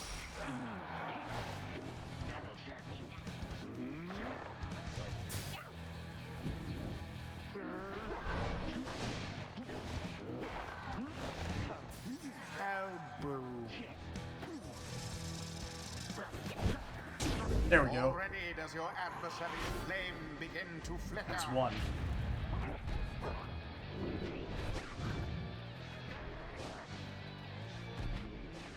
Now go.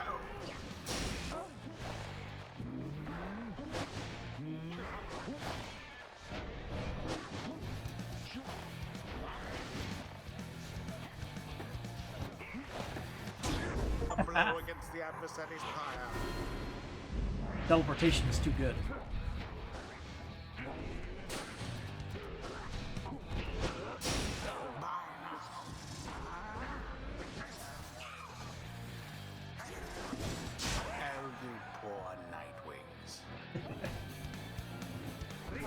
Gotcha.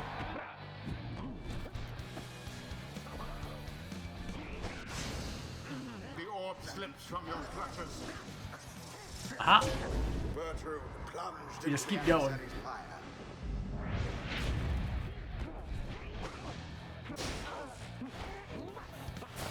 A stroke of luck is all.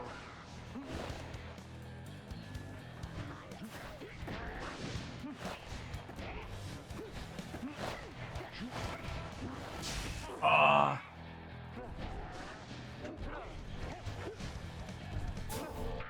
Stand not in glory's path.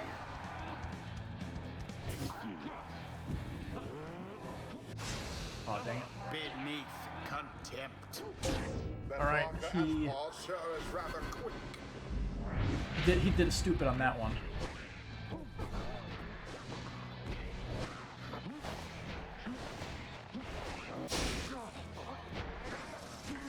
You have it. One more. The rite has nearly ended.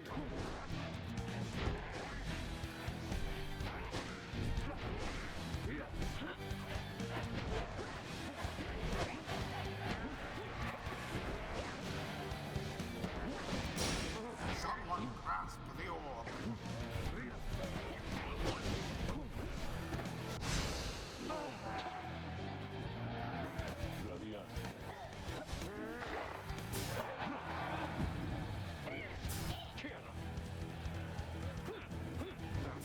Somebody get the orb. Oh, dang it. Ah. Wherever did the They got me. night wings go? Well, when you have all three people, we'll be able to handle it. And he tried to do it dumb. The voice is biased. Barbara banished. There we go. It is done. The night wings prevail. Mayhap the scribe shall simply smite them down next time. The rite is done. I'm liking the voice more and more as he's becoming antagonistic. Well, what happened back there, mates? I'll have your hides for this. The 8 scribes bless us with their ways.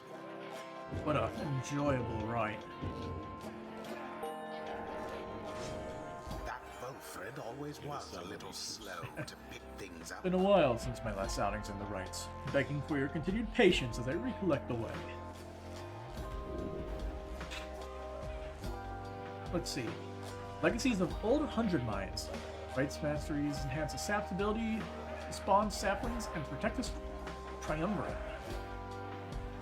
Whoever traveled Lusor Lane, he planted his roots and spread his wisdom to all those who would listen. Then grasped the Philosopher, enhancing a sap's triumvirate's ability to persevere in a rite. The words of 100 Mines helped his kin make peace with the many mysteries and dangers they faced. Okay, what do we got? What's per right? Okay. If Wolfred's adversaries extinguished his pyres, destroyed by 10 instead. Ah.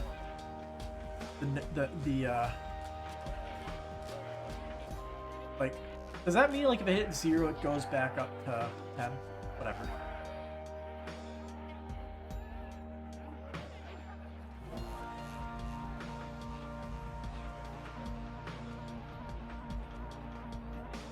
So, like, you can if you take Final Kindling and Miracle Kindling, it becomes 50 if you hit 0. If it is banished, a sapling shall automatically spawn near his pyre until he returns. Honestly, that isn't very good because that would manipulate the AI to throw it.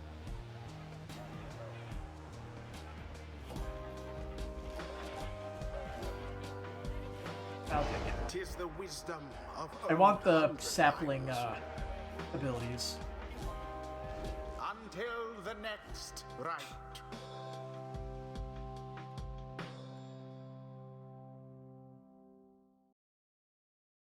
That was fun.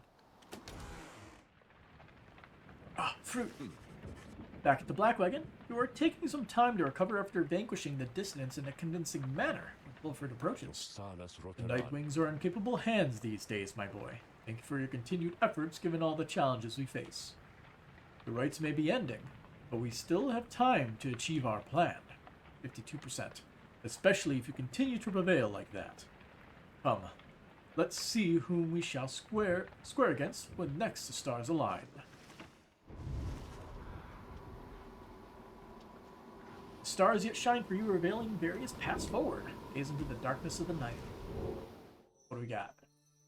Who are we dueling? In a right.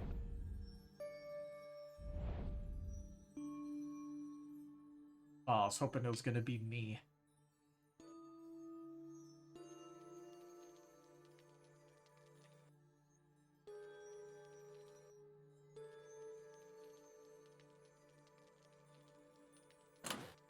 Let's see. Lundium, the 14th of 12th moon, 837 AS. Wolford asks that I take notes for him after each rite. Henceforth, he indicates the cycle of the rites appears to be accelerating even faster now. We likely shall be summoned to the fall of Soliam again very soon. Rites till next liberation. Juan. So we can beat him up. Get some revenge.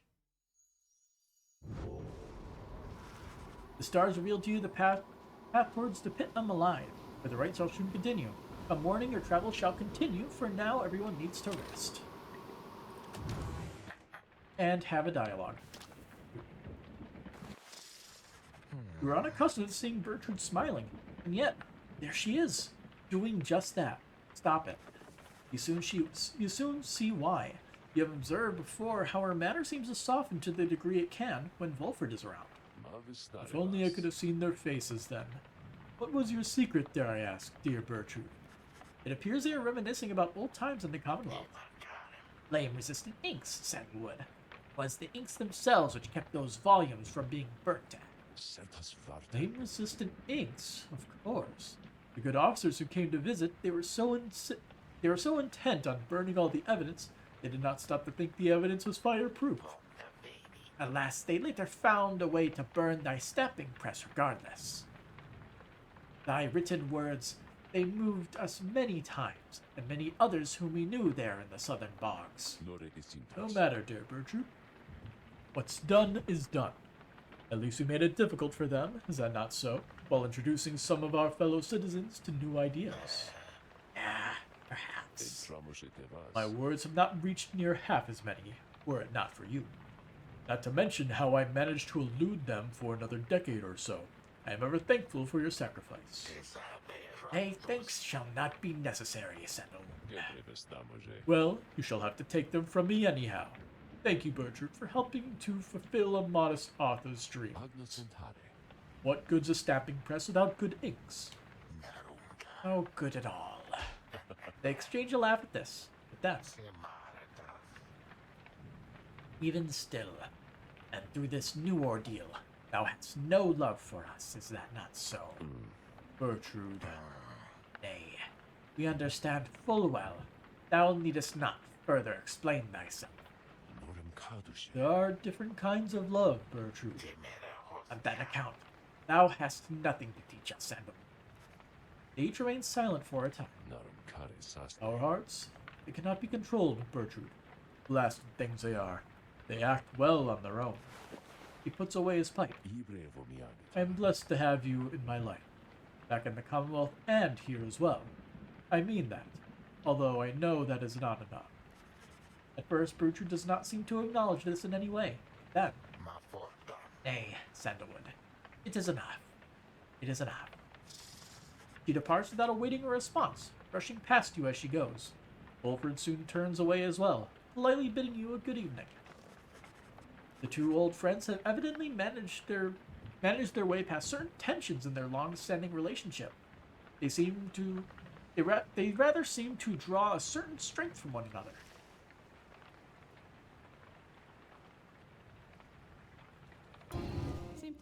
I am going to constantly bug you until you say something new. See ya.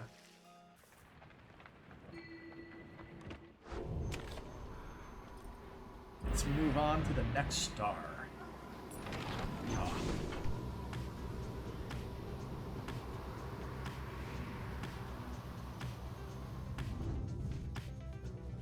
Wretch! How dare you, you Nightwing scum! You blasted fools, you cannot intimidate the accusers.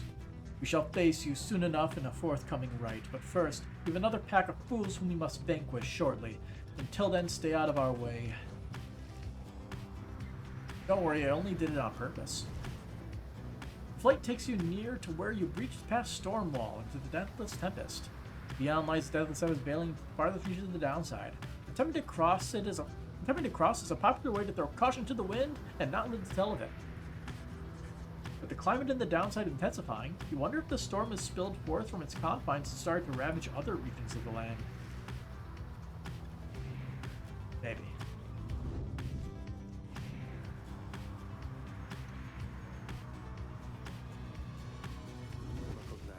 A gloom hangs thick above the pit of Malaya and all around it. You are brave to seek your adversaries here again, reader. Many in the downside believe it to be nothing other than a foul den.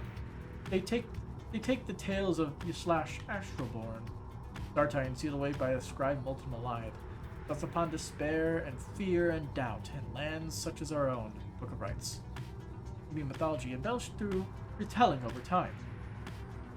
You have met others such as Witch Udmild who believe otherwise, although whichever their beliefs, I know none of who would go near the place unless the stars demanded it. Thus shall your coming right against the Pyre Hearts take place in complete secrecy as the rites have. And our choices are, hold note, maybe the faster route with vocations, may learn, since presence of your adversary here may learn of her recent activity. I am curious about this one. You arrive again at the deepest, darkest corners of Flagging Hands, already anticipating the sinking feeling that comes with the place. This time, Bertrude has something to say for it. We shall show ye how to withstand the less pleasant qualities of this locale. She reveals various salves and minor enchantments to help counteract the spirit-draining effects of the region. Soon, everyone is feeling better, but for the assurances. Henceforth, you shall not suffer penalties to hope in this region. Neat.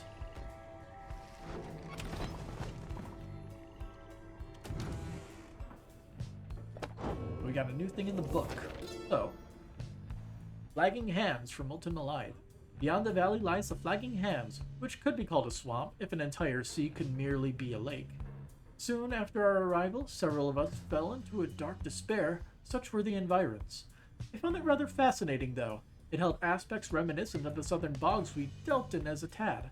We grew accustomed to the dampness of the air and grew to savor certain twigs and beetles. It can be said that the Flagging Hands are an acquired taste, recommendable only for those of our same bent, or perhaps the downside's native imps. The sea surrounded the environs on three sides, appearing insurmountable at first. Alright. Scry for information. I didn't know we knew 5th level spells. Your senses guide you to a scrying pool somewhere in the darkest corners of Plaguemont, and you look upon the waters. Soon you experience a vision of Udmild, who stood against Manly and the Chastity in her most recent rite. The foolish ones who dare defy Yislash. Stand ye aside, and perhaps he shall save ye for his final course. You'd best believe I'm going to remember this, Udmild. I have many friends in higher places who can make your life even less comfortable. Thy words ring hollow, foolish one. Yislash will never spare any of ye. The vision fades. It seems the withdrawn prevailed against the Chastity sometime not long ago, gaining the favor of the scribes. You wonder where their paths have taken them since you returned to the Blackwagon to pursue your vocations.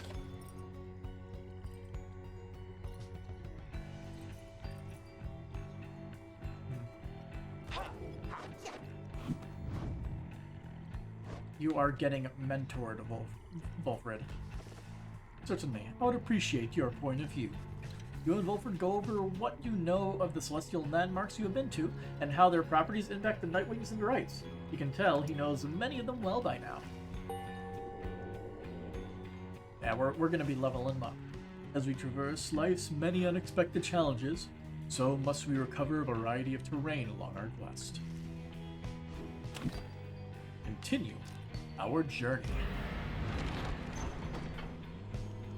to the Pit of Malide. Are we gonna get a notice from our messenger imp? Hey, there he is. Deep in the poisoned lands of Flagging Hands, you find a messenger imp looking to bring you the latest news and rumors from the other side. This time around, the imp brings tidings of Sir Gilman and what happened to him since his liberation at the fall of Solian, when at last his self-imposed exile came to an end. You learn that his return to the Commonwealth was met with much rejoicing, and that before long he was promoted to the rank of Veiled Captain on the Blood Border. And yet, with tears welling in his eye, he did refuse the post, stating he no longer had the heart to fight against the Highwing remnants as he once did. He then cast down his helmet, and, when next anyone saw him, he was among Volfred's agents, having joined the revolution to reshape the Commonwealth from within. He thanked the messenger imp for the report, and saluted crisply as surely as Gilman would have. Soon, the news has everyone in the wagon talking. But he didn't leave a message from his own words. He still feels inspired by news of Gilman's selfless actions. Knight or no, he shall always remain Sir Gilman in my eyes. Must have taken great restraint for him to do what he has done. One of the Sea Dominion's own, laying down his arms by his own choice. I'm honestly surprised even having known him. The tears he shed ought to have been bottled, and thus set aside for use in various sounds. Do you think that one day I could be as brave as him? Because I don't always think I can. Noble Gilman made the gallant choice, it seems. Our plan comes closer to fruition through his good example and support. The news of Gilman's liberation fills you and your fellow exiles with newfound resolve. +1 hope. Good fortunes.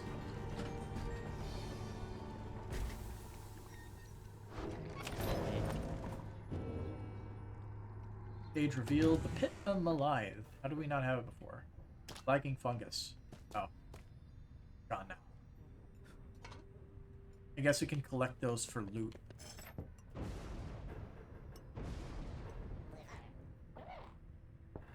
Can I nab anything else? Or is it just that? Either way. Look. The Pit of Malide. If there is one celestial landmark at which I will never again wish to tread, unless of course the stars beseech me to, it has to be the pit. It was dark in there beyond all reckoning. Not for Malai's sorceress lantern, all of us, we all would have been lost. What lies within the pit is not to be invoked, although I have no doubt our goodly Underking shall be unable to prevent himself from boasting of how Malai sealed it there for an entire age. The thing yet lies there on the edge of death. Though its connection to the through its connection to the stars, it gives the pit significance. Walk there with courage and a steady mind. I said steady hand. That would not have been correct. Hey man, how's it going? Oh hey guys, you know, it seems awful quiet now. Gotta say, without this slippery little character that used to hang around with you, I mean? Talks like this a lot, know what I mean? I hope you found that honor thing he's always going on about. We don't got that in stock just now. What you talking about? Flame Leech. After dousing an adversary's Pyre, Bear's Pyre recovers equal to 50% of damage dealt. Interesting.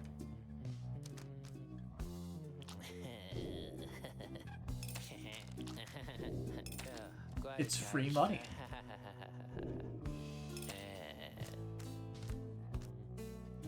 Yeah, we can't sell this, of course.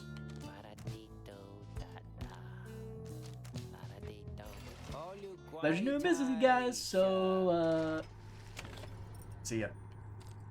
And we'll commence the right, as is our right. As the sky above the Pit of Malide darkens, your companions watch in silence and await the commencing of the rites. Didariel speaks up after a time. Any moment now. Now everything is ready, and the stars begin to shine once more, precisely as foretold.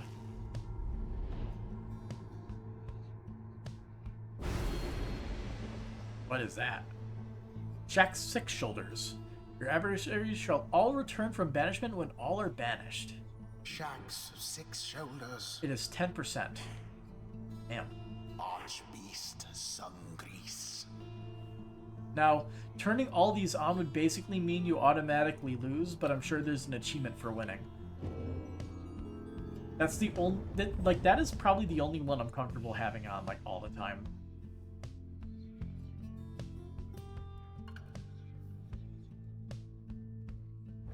Stand forth, you As we do. exiles of the Night Wings.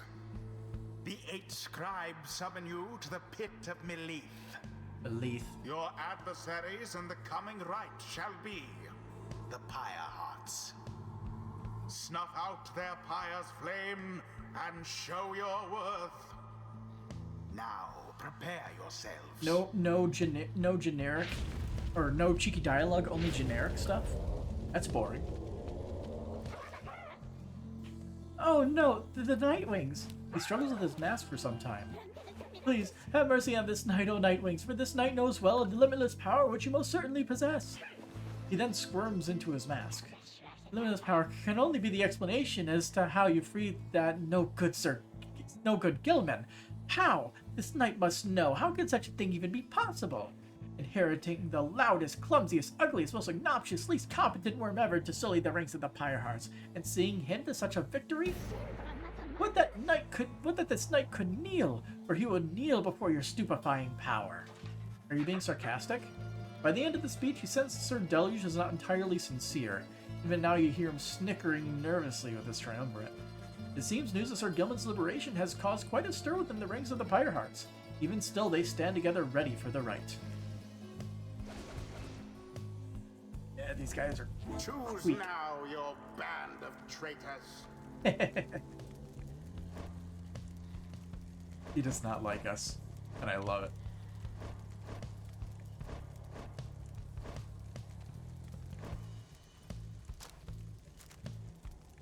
What is this thing? Bounce off objects and solid surfaces. It's pretty cool. But I'm more interested in the luminous idol, to be fair. Speedy speed. Faye.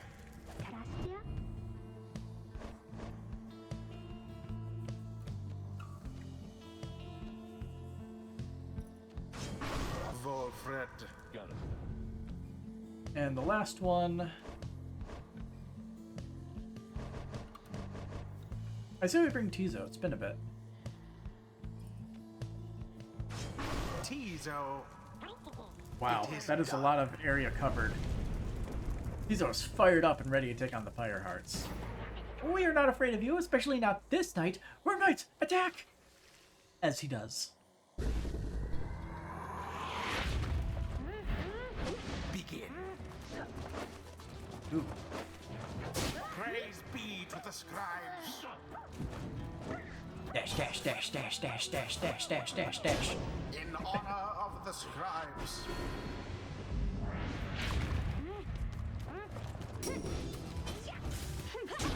Verily, Banish 2 exiles on a single aura cast. the Nightwing shall prevail at this rate.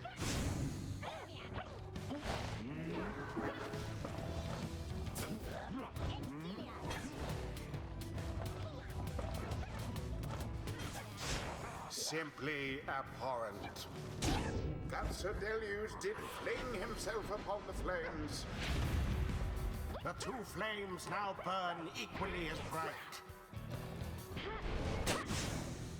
I want to try to get the aura cast thing.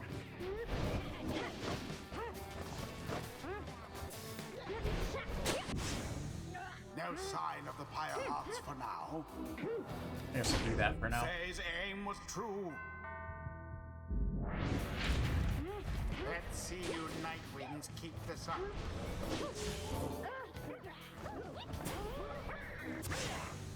One There we go. triumph stands unopposed.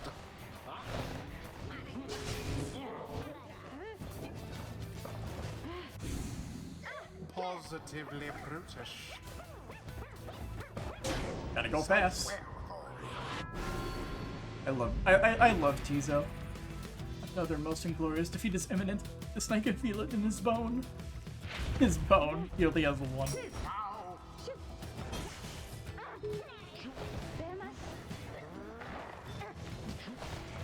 Now, I got it. from burning flame to ash.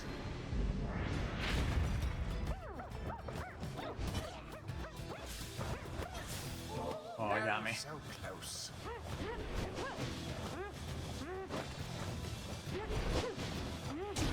That ought Damn. to wake you up.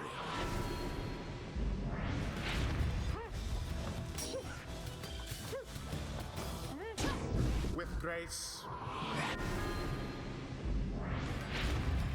No more than a lick of flame remains. Ooh.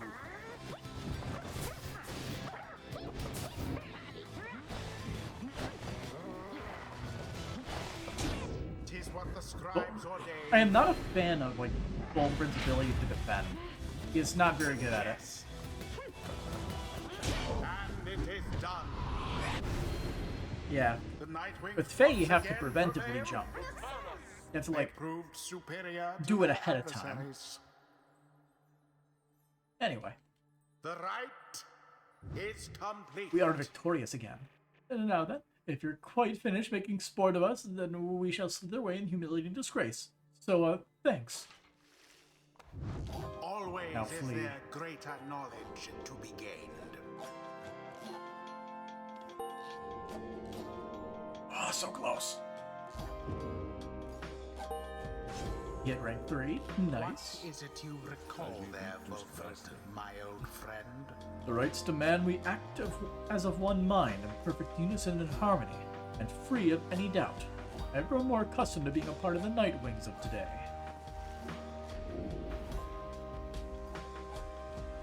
May remotely detonate his sapling in an aura burst.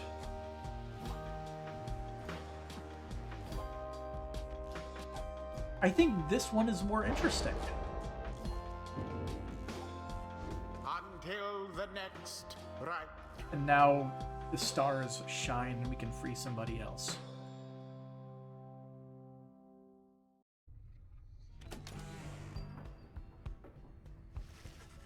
After you secured victory over the Pyre Hearts rather soundly, there's little time for you to rest as yet.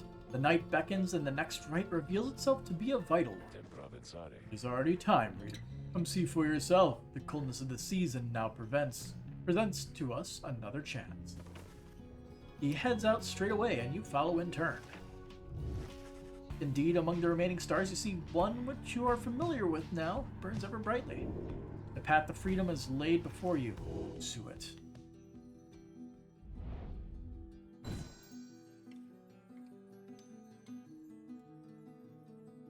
Let's see. Here we go again. Another opportunity to liberate one of our own. Orville suggests that the plan in the Commonwealth has hit a few snags. His agents need all the help they can get over there.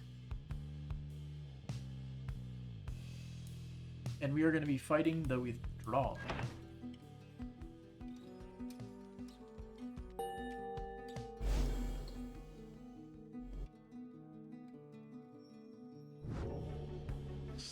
The only one I would even consider losing to would be the Cur. What's his name? Already are the Nightwings summoned back to Mount Elodiel. Picture the rights as a wheel broken free from the Blackwagon. It is turning uncontrollably and shall soon reach a sudden stop. We should have several chances left for someone to go free. Either of us, or else our adversaries, but not both. What is at stake each time is further complicated now. I must admit, knowing we have so few opportunities remaining. Those whom we send back to the Commonwealth should our plan somehow fail, they may look back upon their exile with fondness. So, returning to the Commonwealth is not inherently a mercy, I don't think. Moreover, there are also those among us whom we count on to prevail in the rights. We need them on the Nightwings just as much as we need them in the Commonwealth. We cannot simply grow our numbers here given the circumstances. So, who stays, who goes? These choices affect us all. No pressure there, my boy. Now, I don't know about you, but I shall go take my leave for now. Let us set forth again at daybreak. No one wants to talk, but also, flagging fungus. occasionally produces foul-tasting mushrooms that are strangely satisfying to pluck from it. Yoink. Yoink. Hi, Faye. Faye seems to be in a happy mood, though she always seems to be around Jadariel, who is listening to her with patience. So I would just look within the swallow caps each daybreak for the morning dew to drink, and once in a while I would find maybe a string to drink from too. Though I'd get very thirsty sometimes too. I tried drinking tree sap once. It wasn't very good. It was very bad, I guess. He seems to be discussing how exactly she managed to survive in the downside all alone for so long. Jadariel watches her intently all the while. Food? Well, food was hard to find usually because, this is a bit embarrassing, but I never tried to harm a living thing, you know, because it makes me very sad. But sometimes it is in the way of things, I understand I do, and so I would eat as often as I needed to and tried a lot of different things to see if they were good. Most of them weren't, though. But I got by. I learned to get by. I already knew how a little bit because back home where I came from, there I had to get by there too. Here, well, it was harder, but it wasn't that much harder really in a way. Jadariel remains silent for some time as Faye trails off. Then, she embraces Faye and holds her there gently. Faye lets out a breath, but says nothing either for a while. Faye, may I ask a question of you? Me? Oh, of course. What is it? How old are you? Do you know? Oh, I am 19 years old. That is how old I am, I think. Truly, then you have seen a lot and not a lot of time. Know that what you have achieved, it is a feat. I have known seasoned soldiers who could not have lived through the experiences you have described. Oh, really? Wow, thank you. Thank you so much. You have seldom seen Faye look so joyful as this moment. As for Jadariel, you can count on one hand the number of times you have seen a smile play across her lips. You lead them to their conversation. As we stare at the book. Yeah, that's cute. Although we know that Jodariel looked after orphans and such, so it probably like reminds her of that. Pyre Hearts. The Pyre Hearts all follow in the path forged by the Under King Ores, whose many mighty deeds exceed the smallish nature that somehow contained him. His is the most spirited triumvirate, their courage unfaltering, their hearts full. They always live with vigor and perhaps they die with it as well. They are the Under King's own kind, as at home above the sea as at home above the sea as in it, never ceasing, ever longing as they do for something more. The Under King chose wisely for these qualities, and teaches that life devoid of passion is a life devoid of life itself. That burning passion is the fuel that drives the Pyre Hearts, and in turn, us all. Hey, how's it going? What's on your mind? Are you sloshing all the way across the flogging hands right now? A hideous place, or so I understand, for I can neither see it nor experience its wondrous aroma, as surely you can. Although perhaps you are accustomed to it now. The Nightwings of the past mislike that place, of that I can assure you. We share a common misery. Now, please leave me to mine unless there's a service you require me to render at this time. Nah, we're good. See you, Sandra. As we continue. Journey.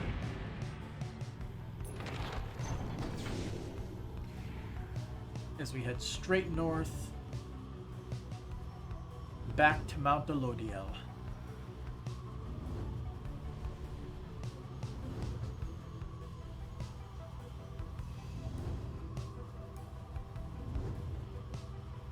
Seem to be occasionally losing connection. Let's see.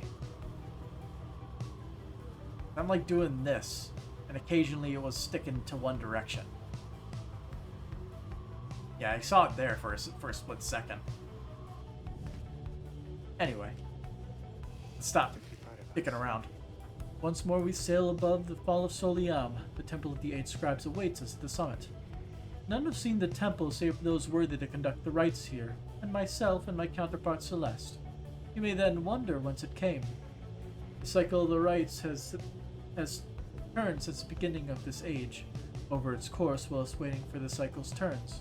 Some exiles thus pay tribute to the Eight Scribes. I think the scribes may have may not have wanted such extravagance, or the carved effigies of them along the way. Yet it is for triumvirates to decide how best to honor the rites. They chose to honor them as you see here. How you remember this, of course, whether you even wish to do so, that is yours to decide. The scribes would not want otherwise. Land at the bottom. Cametha can gain favor from the scribes. Dario. Let's land and get Cametha favor from the scribes. You make landing upon Mount Elodiel, where Volfred pulls you aside while the others complete the post-flight inspection. He puffs at his pipe before speaking up. Reader, as you know, I now wear the Raymans once again. That means that I myself may soon be worthy to regain my freedom in the eyes of the 8 scribes. No, however, it is not my wish to go just yet. It is true that I could be of some benefit to our plan back in the Commonwealth, but I feel my place is here for the time being. Perhaps once the Nightwings are on a sure footing in their path, my time shall come. Those are my feelings on the matter, and I wanted you to know. I shall, of course, defer to you. Our path is not to contradict the reader's will. Anyway, I trust that all of us, yourself included, shall find our freedom. If not soon, then when all of this is over. So he is not ready to go yet. Beyond a crystal seeks Volfred. Oh no. You have returned. How can I help you, if at all? What's on your mind? Please, reader, leave me be. I ask that you leave me be. Go about your business, go watch the stars die out, and get your idiots their freedom. And you be sure to tell that herald with whom you consort that Sandra the Unseeing did her job. You tell him that. Perhaps that way he shall put in a good word, and the scribe shall finally provide for me a bit of reprieve. He falls silent for a time. I do not know what else to do, reader. But you remain with her, letting her draw whatever strength and comfort from your thoughts as you are able to afford. That was kind of you. However, let us conduct our business. I care not for your pity. Do not come visit me again like this without my asking, I insist. Okay. I will keep doing this, by the way. Request a scribe trial. Certainly. Who shall be the target of my wrath, then, would you say? Volfred, of course. Although you could probably use a different item.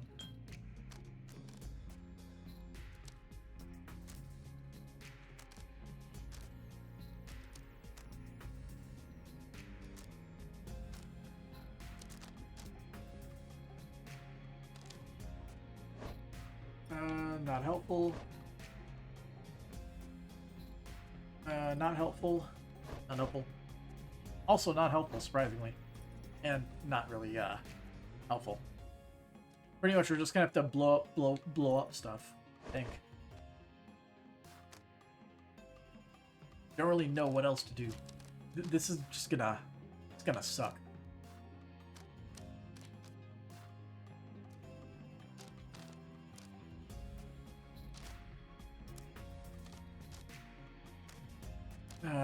The bands are pretty good. We'll just keep it on.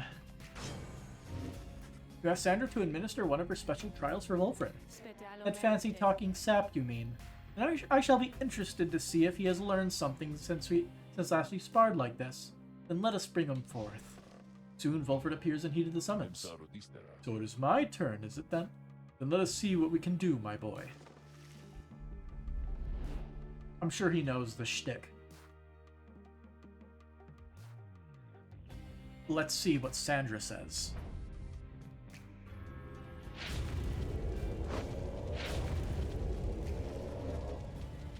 The apparition Sandra appears and unfastens her mask. Listen well, Sap. You answer to me here. As you will, O Sandra the Unseeing. Proper as ever, then. Though I wonder if you ever have the wherewithal that you project. Show me then what you can do without the benefit of those whom you would lead. And let us see if you and your lovely reader have reached a thorough understanding as of yet. The answer is no. I have no idea what I'm doing.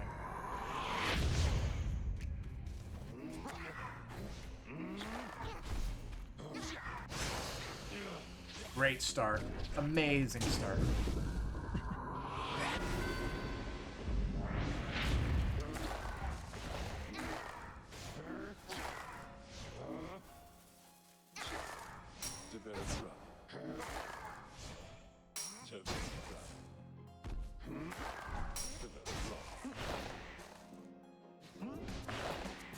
They have long cooldown times, so this might be possible.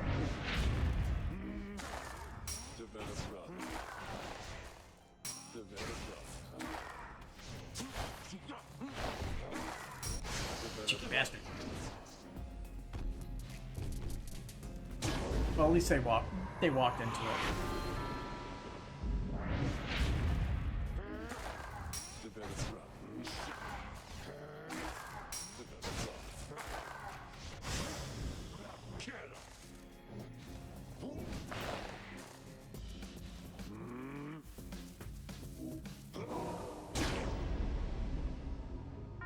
I just have to do it one more time.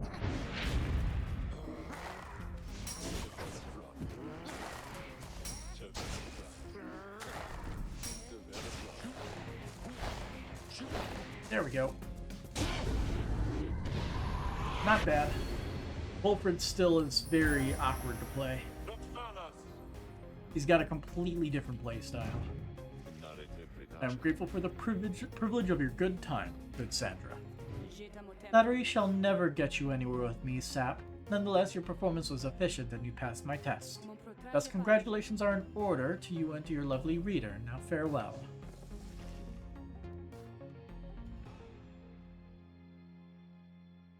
Now, is his legendary item good? That is the question.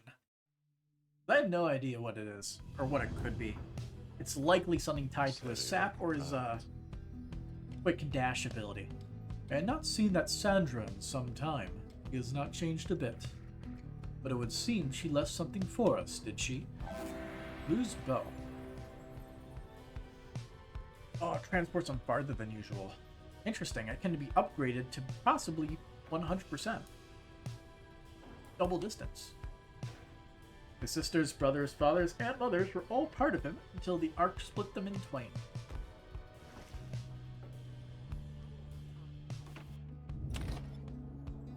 Seek the Nomad Scribe's favor. Having completed the post-flight inspection, you and Pamitha visit the monument of Golothanian here in Emperor's Fall. I have a hand it to you, Pamitha. You have a real gift for getting yourself into one bad situation after another. Now here you are, praying to the dead to bring the stars back, is that it? Maybe you'll get out of here this time. Things might be even worse back home. Soon, she has finished paying her respects. You return to the wagon in silence, feeling as though Golothanian has shown you favor. Soon you shall ascend the mountain, though there is time to pursue your vocations. To hope yet. Dialogue. Do. Hey, Pamitha. You find Pamitha by herself again, though her expression has grown darker than her custom. Leave me be, would you, reader darling? Trying to get some good and proper moping done here, and you're distracting me. Leave me be, reader. Just leave me be, reader. Just leave me be. You don't want to know what's lurking in my heart or mind. What you'll find there isn't pretty. Yet something about her thought process is different to you now. You know that with her conditioning, she can resist your scrutiny, but now her thoughts are laid bare to you. Pamitha is alone with her thoughts.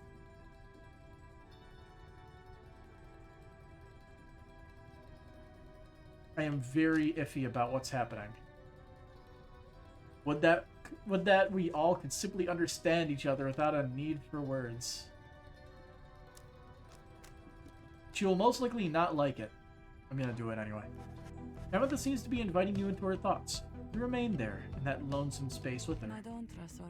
What is it going to take? I wonder, Tamitha. Shall I just go ahead and kill them all? Shall it be proof enough, perhaps, about my loyalties to you and our sisters? Perhaps I ought to start with this one right in front of me.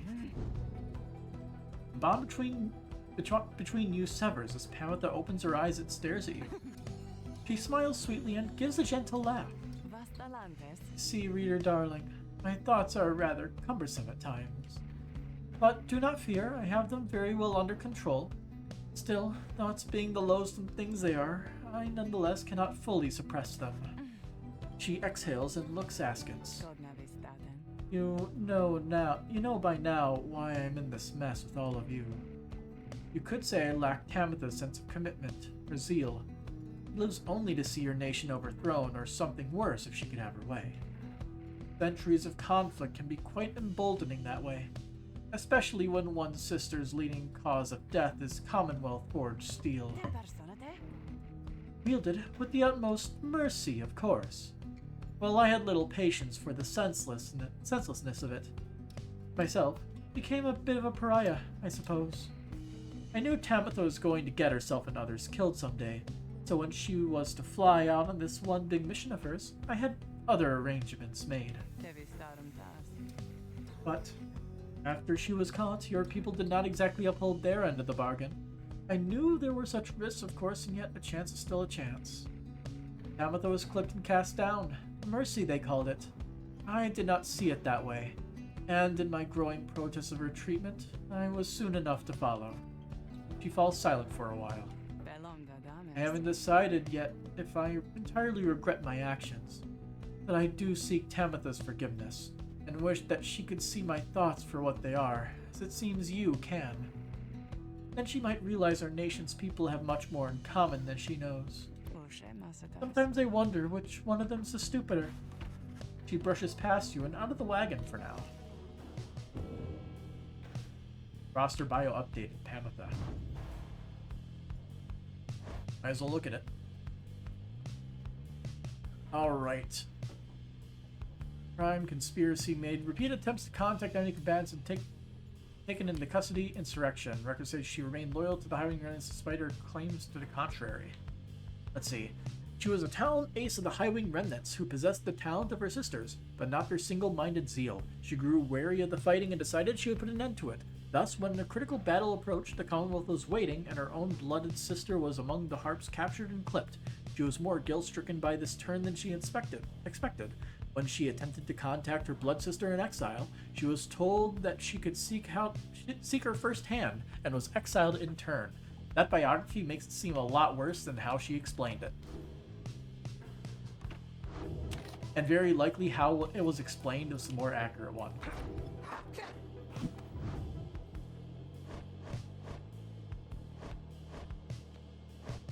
You are going to keep moving up in the world, Wilfred. I should be interested to see which lessons you have taken from the book. You'll have over-compare thoughts on how each of your fellow exiles can contribute to the prevailing in the rights, and in which groups of three they maybe can achieve their very best. Bam, private lesson obtained. The three must act as one, so says the book. All of this to test our faith in one another and ourselves. Continue on the journey. And we got Bertrude gain favor, they gain favor. We go to the Temple Sister.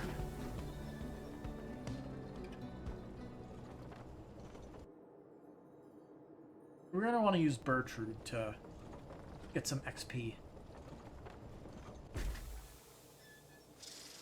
Onward to the mountaintop, you pass by a monument to Under King Aurus, and Bertrude happens to take notice. The ancient gods who flit among the stars, grant thy boon on sandalwood if one is to be granted, for he shall put it to good use.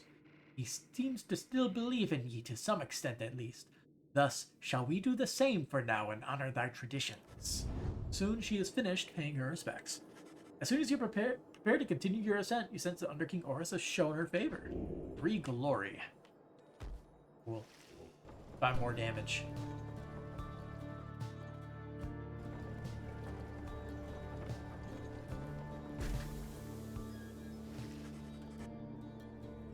You and your fellow exiles gather at the foot of Scribe's Gate, before an archway carved of stone where stands the Gate Guardian.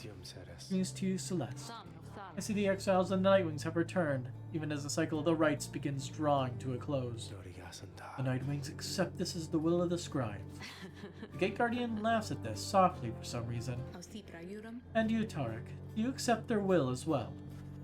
But the lone minstrel does not answer her. It is no matter, now, Nightwings. Each of you come forth and state what it is you seek while crossing Scribe's Gate. One by one, the Nightwings declare themselves, you all pass through as before. When Volfred takes his turn, Celeste stops him. You, I see you wear the raiments once again. Explain. The cycle of the rites is ending. While I do not know exactly why, I have my fears. One of my contemporaries, he who fell from the summit long ago, he lives and seeks his liberty again. He stands against us now and believes his triumvirate to be the true Nightwings. I remember well the contemporary whom you mean. Then the Nightwings stand divided. Yes. And so I wear the raiments once again in case it may help to right this wrong. For I am Wolfred Sandalwood, and I seek liberty for each of us so that one day we all might stand shoulder to shoulder on the other side and bring our freedom to the people there. She considers Wolfred's words for a moment. I see, then move along. The Guardian of Scribes Gate regards you all, and then she beckons you onward. The 8 scribes bid the Nightwings welcome. Go forth with glory. Celeste? What is it, Tarek? The will of the scribes. Long have we both followed it, I think you would agree. In equal measure has it drawn us close as separated us. He opened his eyes. I don't remember him ever opening his eyes. But if their aim now is to keep us apart for another age or longer, then no, I do not accept their will. You blaspheme, Tarek, and at the gate no less. But the lone minstrel simply puts his hat back on. Then, may the scribes themselves admonish me. Until tomorrow night, Celeste.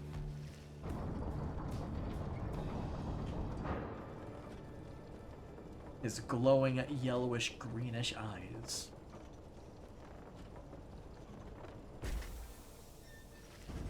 Having reached the peak of Mount Elodiel again, you see the vastness of the downside all around you. It leaves you deep in thought regarding which of your companions ought to go free this night, as Sir Gilman did the last time.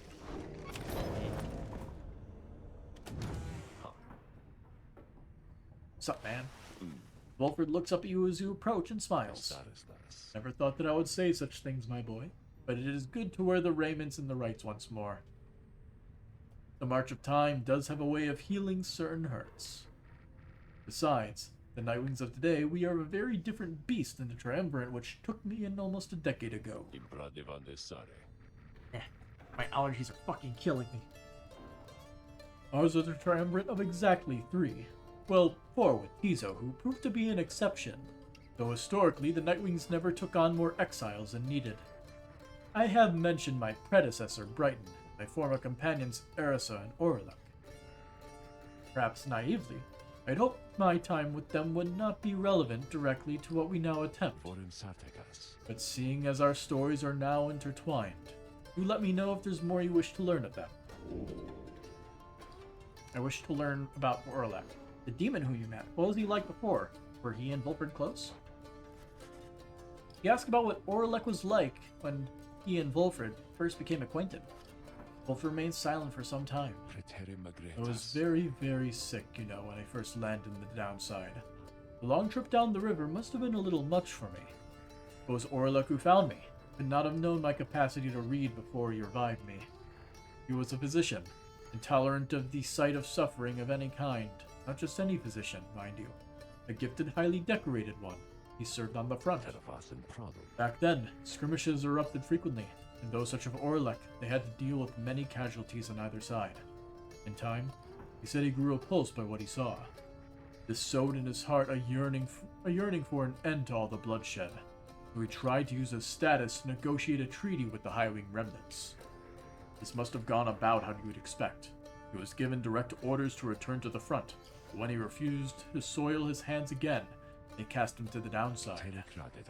Here he gained the notice of the Nightwings, and before long he grew to be one of the finest rites conductors anyone had ever seen. He was instrumental in the liberation of his companions, whose roles in the Triumvirate were later filled by Erisa and me. In time, Orlok's own opportunity for freedom had come up. He longed for it so that, with his exiled status, he might stand a better chance of negotiating peace. His exalted status. However, on the evening of his liberation, well, you know the story from that point. Wolfred breathed a heavy sigh. He and I were kindred spirits for a while. Could not bear to think that he was gone, and now still cannot entirely believe that he is back. He is our adversary now, transformed, grown cold. Still, a part of me is happy that he lives. Make no mistake, of course.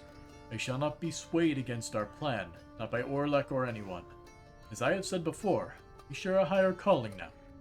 As for Orlek, he wants his freedom still, although I wonder if he still remembers why. Anyway, is there something else, my boy? We'll go up the list. Erisa. He betrayed Orlek, causing the Nightwings to fall apart. Why would she do such a thing? You ask about Erisa, who you understand betrayed Orlek at the moment of his liberation, but then perished in the Shimmer Pool. Afraid you know the brunt of it, my boy. But I suppose you ought to know something of Erisa's past, lest you be quick to judge her solely by her actions. Mind you, I would never make excuses for the terrible choice she ultimately made, but her life, I understand, was very difficult. Erisa had been exiled for the foulest of acts. You could see it plainly branded on her face. Such was the heinousness of what she did, in the eyes of the Commonwealth. She was an apprentice blacksmith in her youth. Picking up the post left by her brother, he had fallen in the battle on the Blood Border, despite wielding her father's own lance and armor. Father never quite recovered after this, and had grown cruel and detached. It was Erisa who took the brunt of his fury. He expected the impossible of her. One day it was all too much for her. So when next he lashed out at her, she struck back. She struck back again and again and again. When they came for her, father was gone, and she was not herself. She was promptly cast into the downside for the crime. Her hatred for the Commonwealth only grew. Erisa was always intense in her demeanor, haunted by her father's memory. More than that, her chief motive for wanting back her freedom was, in hindsight, not a healthy one.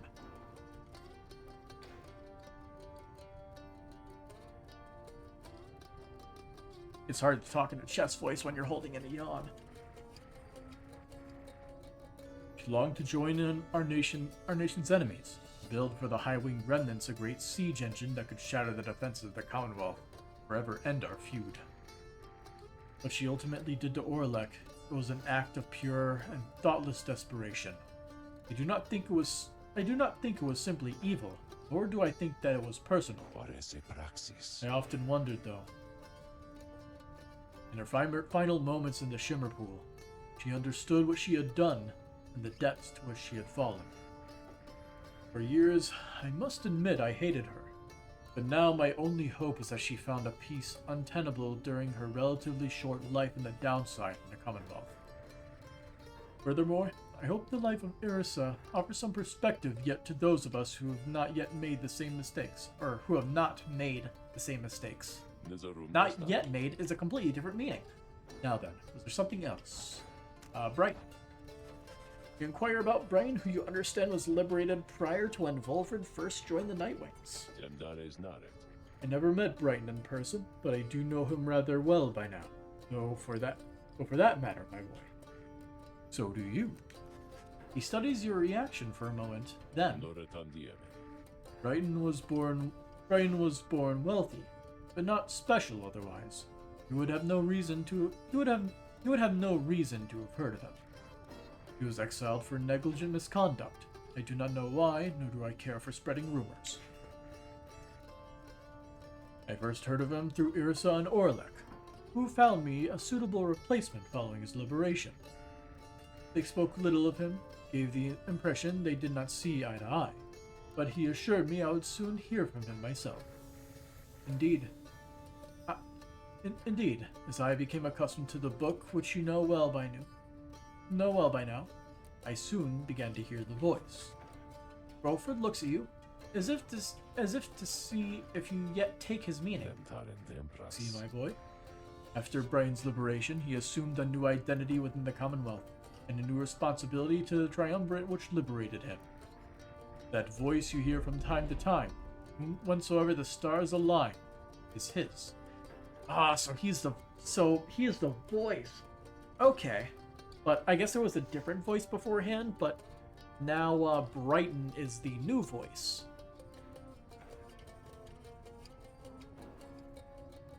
So why does he see Volfred as a traitor in that case? I don't really get it. He is no longer Brighton. He is now none other than Archjustice Androboles IX himself. Oh. The grand judge and figurehead under whose watch the Commonwealth is governed in this day. Those who violate the law of the Commonwealth face sentencing by the appointed Archjustice. Man, so he became judge, jury, and executioner after getting out of the downside. Damn. Liberated exiles retain certain burdens to their old triumvirates. They have much to thank them for, not just for their freedom, but their exalted status in the Commonwealth. The theocratic rulers of the Commonwealth, they do not wear masks and raiments simply for the sake of ceremony. They are not who they appear to be. Their public paths are nothing but a fabrication. Like Brighton, they were once exiles too. Brighton, that voice, he has no love for either one of us by now. He knows full well what we attempt to do, yet he is bound by the traditions of the rites. He shall always stand on ceremony and complain, but I think he knows deep down that he is powerless. How ironic that one of such high status in the Commonwealth should be so frightened of some long-forgotten exiles such as we. Anyway, that's Brighton for you. He must have seen in you the potential. He's seen in you the potential to be one of his staunch supporters for a time. If that's a path you want to pursue, I should apologize. Now then, whom else should we talk about? We're good.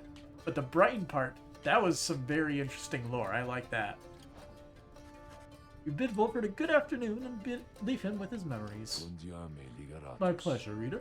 Reflecting on the past from time to time helps demonstrate how far we've come, yet how much farther we have yet to go.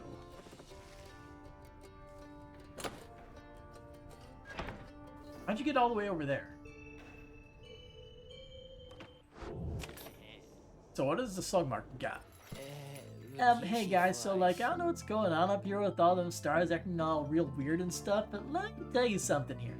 You ain't gonna find a better deal on all this stuff from anybody. I mean, anybody in the downside. You can trust me when I tell you that, okay? So go ahead and stock up. You're the only person who sells anything, buddy. But I love you all the same. Permanently grants +1 hope? Interesting. That's the first we've seen that.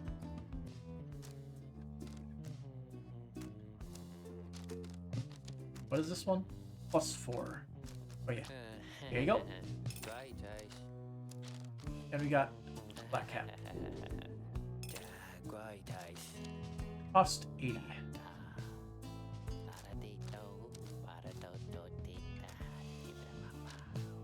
I'm getting it. Permanent upgrades? I love permanent upgrades.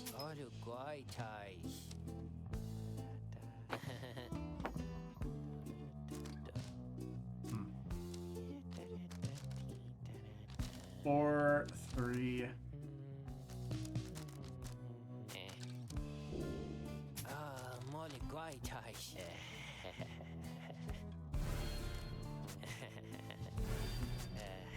There we go.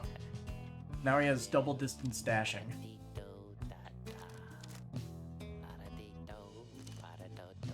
Not really much else we need. Guys, have a good day out there. Page revealed. Forged findings. Got a page for buying stuff. From Many-Mane. There is a simple pleasure to be found in foraging about this place. Easy for a cur to say, of course. Though barren looking to the naked eye, the downside has its share of semi-hidden treasures waiting to be found. It was a nose for treasure, after all, which drew us here. Certain types of artifacts found in this place would fetch a reasonable sum in soul, whether because they shine with inner light or due to other special properties. I observe that stardust, freshly fallen from the heavens, sometimes glimmers in the afternoons. I have not found a use for it as yet, although because it brings me faith, perhaps I have indeed. He could have upgraded his own talismans, the fool. Alright, what time is it right now? 12:18. We are here, but I'm going to call it for tonight. So we'll continue our journey to make everything all according to plan once we get back to it, right?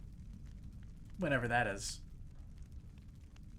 Anyway, till next time. Have a good night.